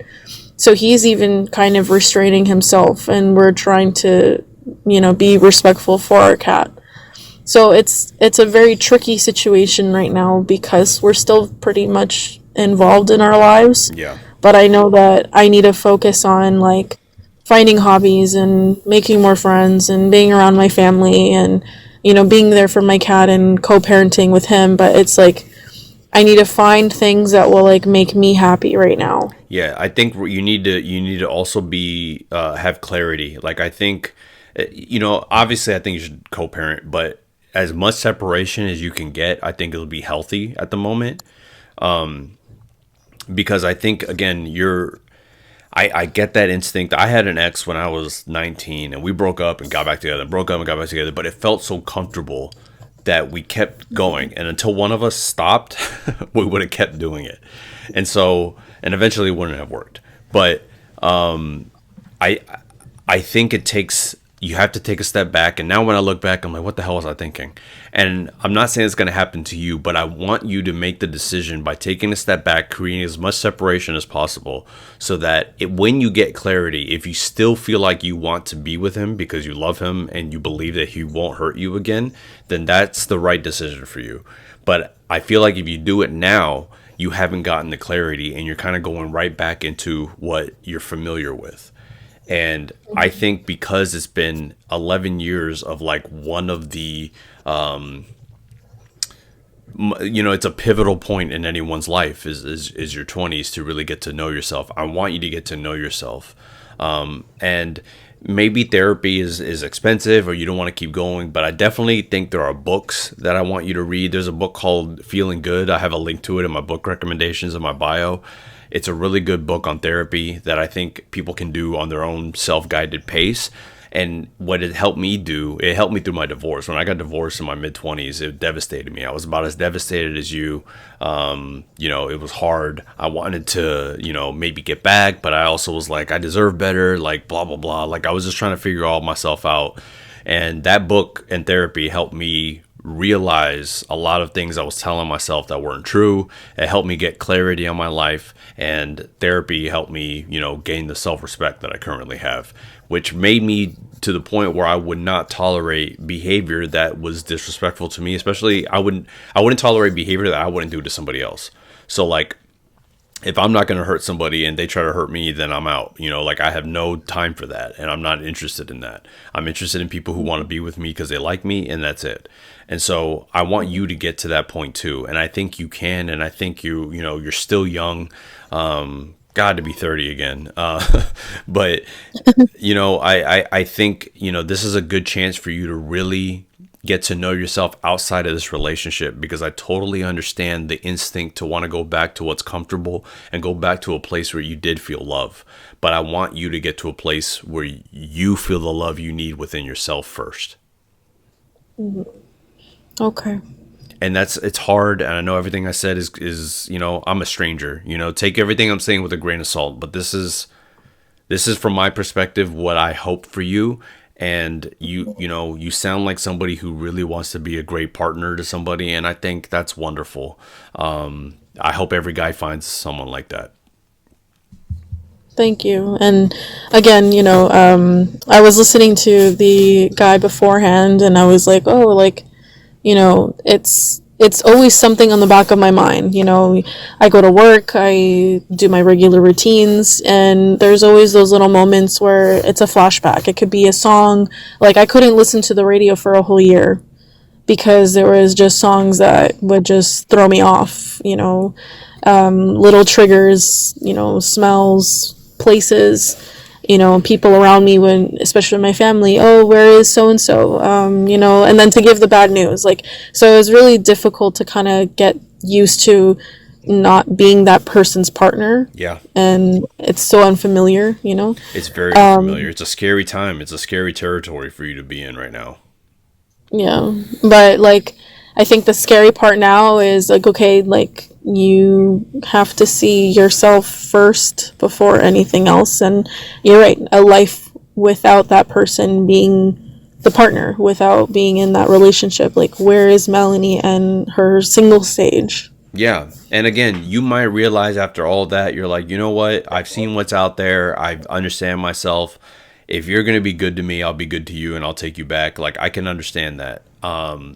But I want you to make that decision with full clarity and not in this phase where even things like music make you, triggered.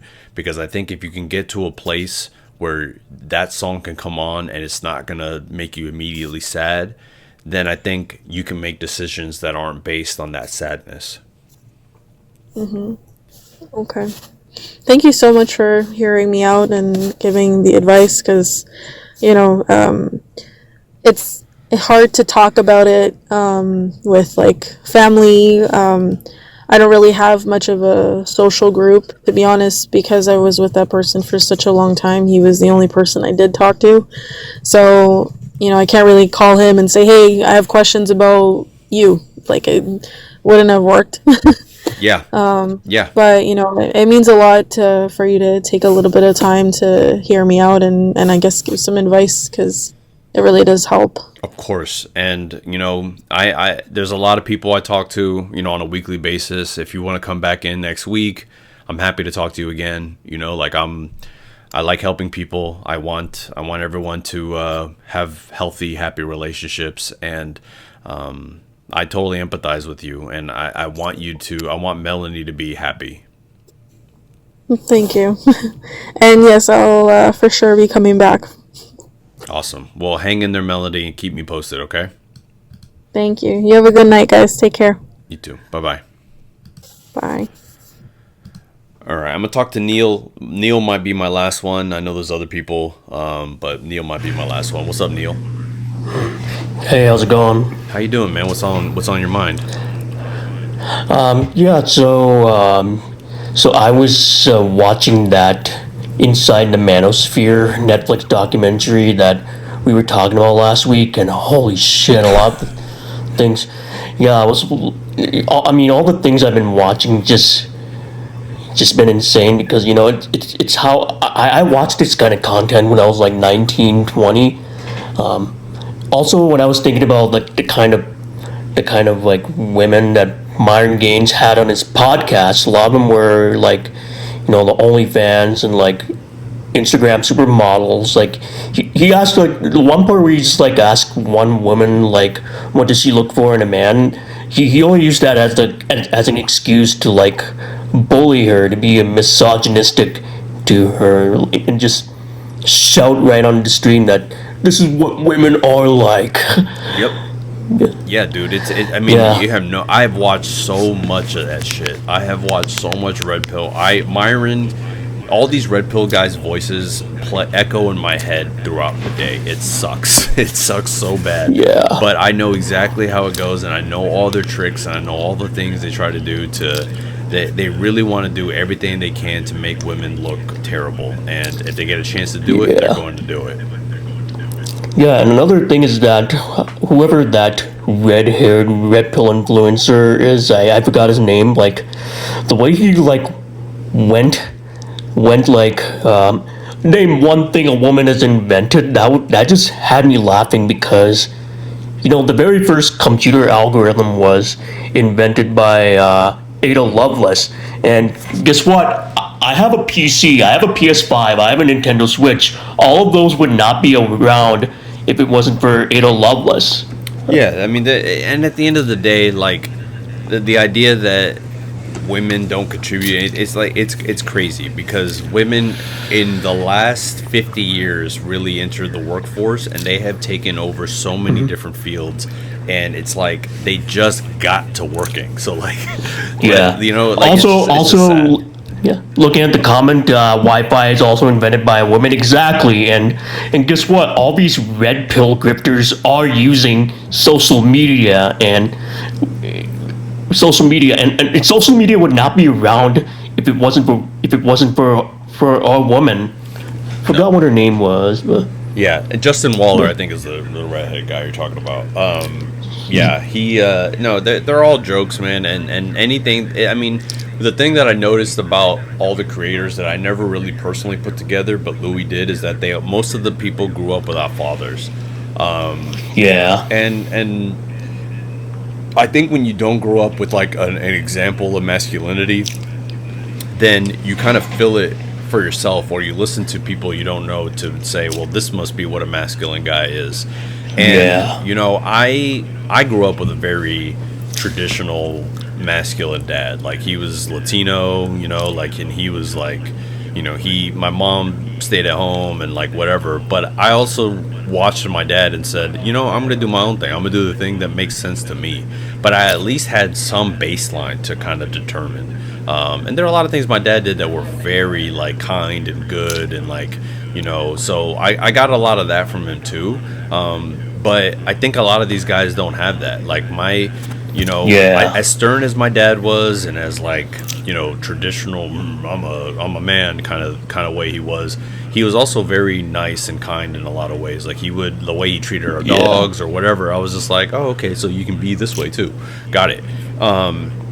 And I think that helped shape who I am in a lot of ways. But I think a lot of these guys, especially a lot of the young men who watch these red Yeah. pillars, they don't have an example. And they grow up in their Yeah. living room with, you know, or their bedroom with a computer and an iPad. And Yeah, I this mean is they how might be dealing with like a lot of things like you remember, like I said, I do have autism, and a lot of men who struggle with like whether they have a dad or not, I mean a lot of men who do struggle with like, you know, social situations, like especially autistic men, they are pretty easy targets for those red pill grifters. Absolutely, absolutely. And you Yeah. know, and again, I've said this a million times, but the reason I even do this is because I know if I was a 15-year-old kid watching red pill stuff as a kid, I would absolutely have fallen for that Yeah. shit too. I would have absolutely become a red pillar. I would have developed some anger towards women, and it could have messed up my entire life, which is the exact Yeah. reason why I got into this, because I want to prevent as many of these young men from falling into that trap. Yeah. Also, now to change the topic a little bit. Also, my 6'5" friend, well, who I watched get approached by a girl like last February at a show. Well, unfortunately, she cheated on him over the weekend. And yeah, he texted me, you know, on that morning, telling me to block her because of her cheating on him. And I blocked her on Instagram because, you know, my buddy, I've known him for years, and he's someone I truly care about. Yeah. But yeah, when I was talking to my therapist about this, she was telling me that it's more to do with who she is as a person, and it's not generally about women. So Say that again. What was your? she was what did no, you I'm say? talking about. Yeah, I was talking to my therapist about my friend getting cheated on over the weekend, and she was saying that that's just more about who she is as a person. Well, my buddy and I are 24. That girl is like 20 years old, so. Yeah, no, you're absolutely right. I think, you know, if I get cheated on, I don't think it's necessarily something I did. It's like, okay, that was something that person was dealing with. I was a good partner. I'm a good person. I'm good in the relationship. If they cheat on me, there's nothing I could have done. Like, that's just how it is. Like, people are going to make decisions. They're adults. They're going to do their own thing. And you make the decision to have the self-respect to walk away. But yeah, I think, it's not a reflection of you. Same way I tell guys, when you get rejected, that doesn't mean it's a reflection on you. You don't know what that person's Yeah. going through. You have no clue. Yeah, I mean, like a lot of the time, like when social media and the internet wasn't a thing, I mean, a lot of guys just treated as, you know, rejection as just like, oh, when you get used to it, getting rejected will actually be fun when you get used to it. But I don't know what is making a lot of men, especially like closer to my age, I don't know what's making rejection, like how they start viewing that red pill content, like. Yeah, I personally, eventually, rejection became like a fun thing for me. I try to tell guys, like, do it enough so that it becomes like a joke. Like, you just kind of laugh it off after it happens, because it really has nothing to do with you, and like you'll feel better about yourself if you're brave enough to go do it. But I think a lot of these guys, they just don't socialize. People don't socialize in real life anymore. They don't go out anymore. Yeah. And so like online is the only way they know how to interact with people anymore. Yeah. I think they're like constantly looking up videos on like how to like cold approach, which is isn't always the best. Like, I think this is something I'm kind of starting to experiment now, because like now I'm already a college graduate. I'm still living in my parents' house right now, but I'm trying out some like meetup groups and stuff, so I can as a way to just kind of get out of the house and be a little bit more social as much as I can. Nice, man. Good for you, dude. How's that going? It's going well, honestly. Well, this past weekend I was pretty busy, especially because my band, we played our first show, and yeah, but I'm just kind of joining some Discord servers, just kind of chatting with some people, just kind of getting to know them a little bit more. And I think I'm gonna try going to an event, like a hiking event, this weekend, because it's gonna be pretty nice outside. That's awesome, man. Good for you, dude. Neil, you make me proud every time you get on the mic, dude. Yeah. Sometimes I still have days where I'm like, hey, I'm feeling stuck and I do not know where I want to begin. Dude, I feel like that every day. You can ask my wife. I still get that way, man. Like, and I have total confidence in myself. I'm somebody who knows the ups and downs I've gone through, and like I like myself. But dude, it happens, man. Like we all have those moments of self-doubt. I can't tell you how many, especially doing the social media shit. Yeah. Like I live and die by the numbers sometimes, and I'm like, what am I doing? Like, focus. Yeah, and then my therapist was, last meeting a couple of days ago, my therapist gave some suggestions to kind of like put timers on my social media, because so I'm not like viewing it all day. And then she said like, try it, have a routine, like a routine each day. Like, it doesn't need to be like super hardcore perfect. Like, she's saying like just go sit in a coffee shop, do some work. I went to the coffee shop today, and I was sitting there not even overthinking shit. Like, yeah. Dude, you're on your way, Neil. Keep it up, man. Keep it up day by day. It's a journey, like enjoy the journey on the way, man, because it always, sometimes you're always like, when am I gonna get there? And I do that too. I do that even with the stuff I'm doing here with the social, when I'm trying to help men. It's like, go ahead. I think this is something I kept. This is something even my female friends were telling me, but I was not listening to them enough before I actually started. They were saying the best thing you can do is just show up for yourself, exist as you are. But this is something I'm learning each day. So, because every time you just gotta be confident in your own skin. Like, if it draws anyone towards you, they're definitely the right people you want to be around. If it pushes anyone away, then they're definitely not the people you want to be around.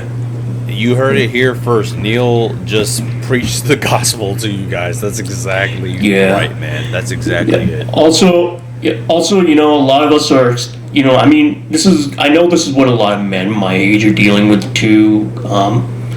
But a lot of us are in our 20s. We're still like figuring things out. Like for example, I'm still figuring out my career. That's why I'm going back for my master's degree this fall.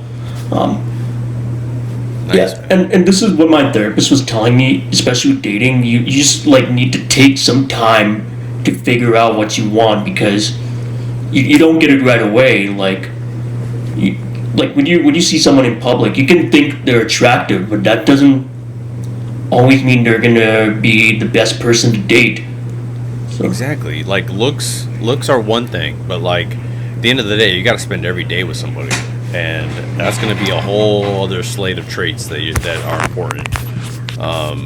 Yeah, man, I really think, looks are one thing, and it's like cool, but at the end of the day, it's like, who do I want to sit on the couch with, or who do I want to take a road trip with, or who do I want to travel with, or who do I want to play board games with? Like, there's a number of things that are more important in a relationship. And I've been in, I've been with my wife for almost 9 years, so like, there's a lot that, actually more than 9 years now, but there's a lot that like I've realized, especially as I've gone on, like how important it is to be able to like get along with somebody, because it makes or breaks the relationship. Yeah. Also, like, I mean, I learned over time, like, for example, like, I'm already wearing my Invisalign trays right now, but the only thing I realize maybe I should be doing this for how I want to look at myself in the mirror, like, how I want to feel about myself, because, all these jackasses, like, Clavicular, he just, like, punched his jaw in just to try, like, appeasing women, which is, Yeah, I do think there's a lot of confidence we can get from like liking how we look. I do think that is important. I groom, I get good haircuts. There's all kinds of stuff you do to make yourself feel better. But that's only a layer. Like the deeper layers are what's underneath and what makes you the man you are, what makes you brave, what makes you happy. Like all that stuff matters so much more than just how you look. Yeah, like I always think of like, internal work is more important than your external work. So, dude, Neil, because it's more about how you treat people. That's something I've learned over time, and dude, you are on your way, man. You really are. Yeah. You did the Invisalign. You're going to therapy. You're going out socializing. Yeah. Dude, are you proud of yourself? I think I'm starting to get there a little bit more. Dude, yeah, try, and it takes time, dude. Even like sometimes with me, I don't celebrate my accomplishments. I'm always like, I need to get to this next thing, I need to do this or whatever, but like you gotta celebrate your accomplishments on the way. Otherwise that pride is hard to feel, because you always feel like you're just falling short of what you're trying to get to. But look at everything that you've done. I think that's why journaling is very good, because you can like make notes of like, I did this today, wow, and then you can look back and look at the progress that you made and try to feel those bits of pride along the way. Yeah. I always thought, I always think of like as a Pokemon journey, because well, I was watching the anime I grew up on when I was a kid, and like, well, think about how Ash Ketchum, he strived to become the greatest Pokemon master, but he started off as, being an immature piece of shit in the very beginning of the series, but just over time, it took like almost fucking 20 years to get where he wanted to be. Dude, like in the series. Yeah, but that's what the hero's journey is all about. The hero's journey is about the struggle. It's about, if we watch a movie or we watch anything and the guy just gets everything he wants easy, we don't feel fulfilled. We feel fulfilled because we pushed ourselves and we got through it. I always think of like, I'm a Marvel fan, so like for me, it's like, what's it called?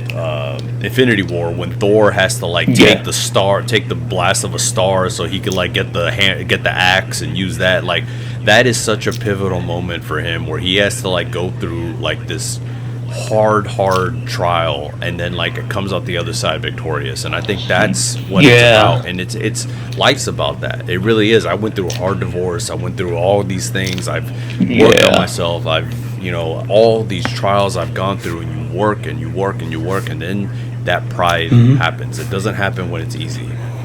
Yeah, a lot of us still feel like Ash Ketchum in the very first season of Pokemon, but hey, that's how like we gotta. I think it's a normal part of life, because we go through, we have wins, we have losses. That's a normal part of life that all these red pill grifters do not teach at all. So Yeah, dude. I mean, you're on your way, Neil. I really appreciate how far you've come since we first talked. You know, I'm proud of you, so I just hope you can start to feel that too. yeah, there are days I still have like meh, but just kind of chatting with you about this, makes me feel better. If I'm being honest.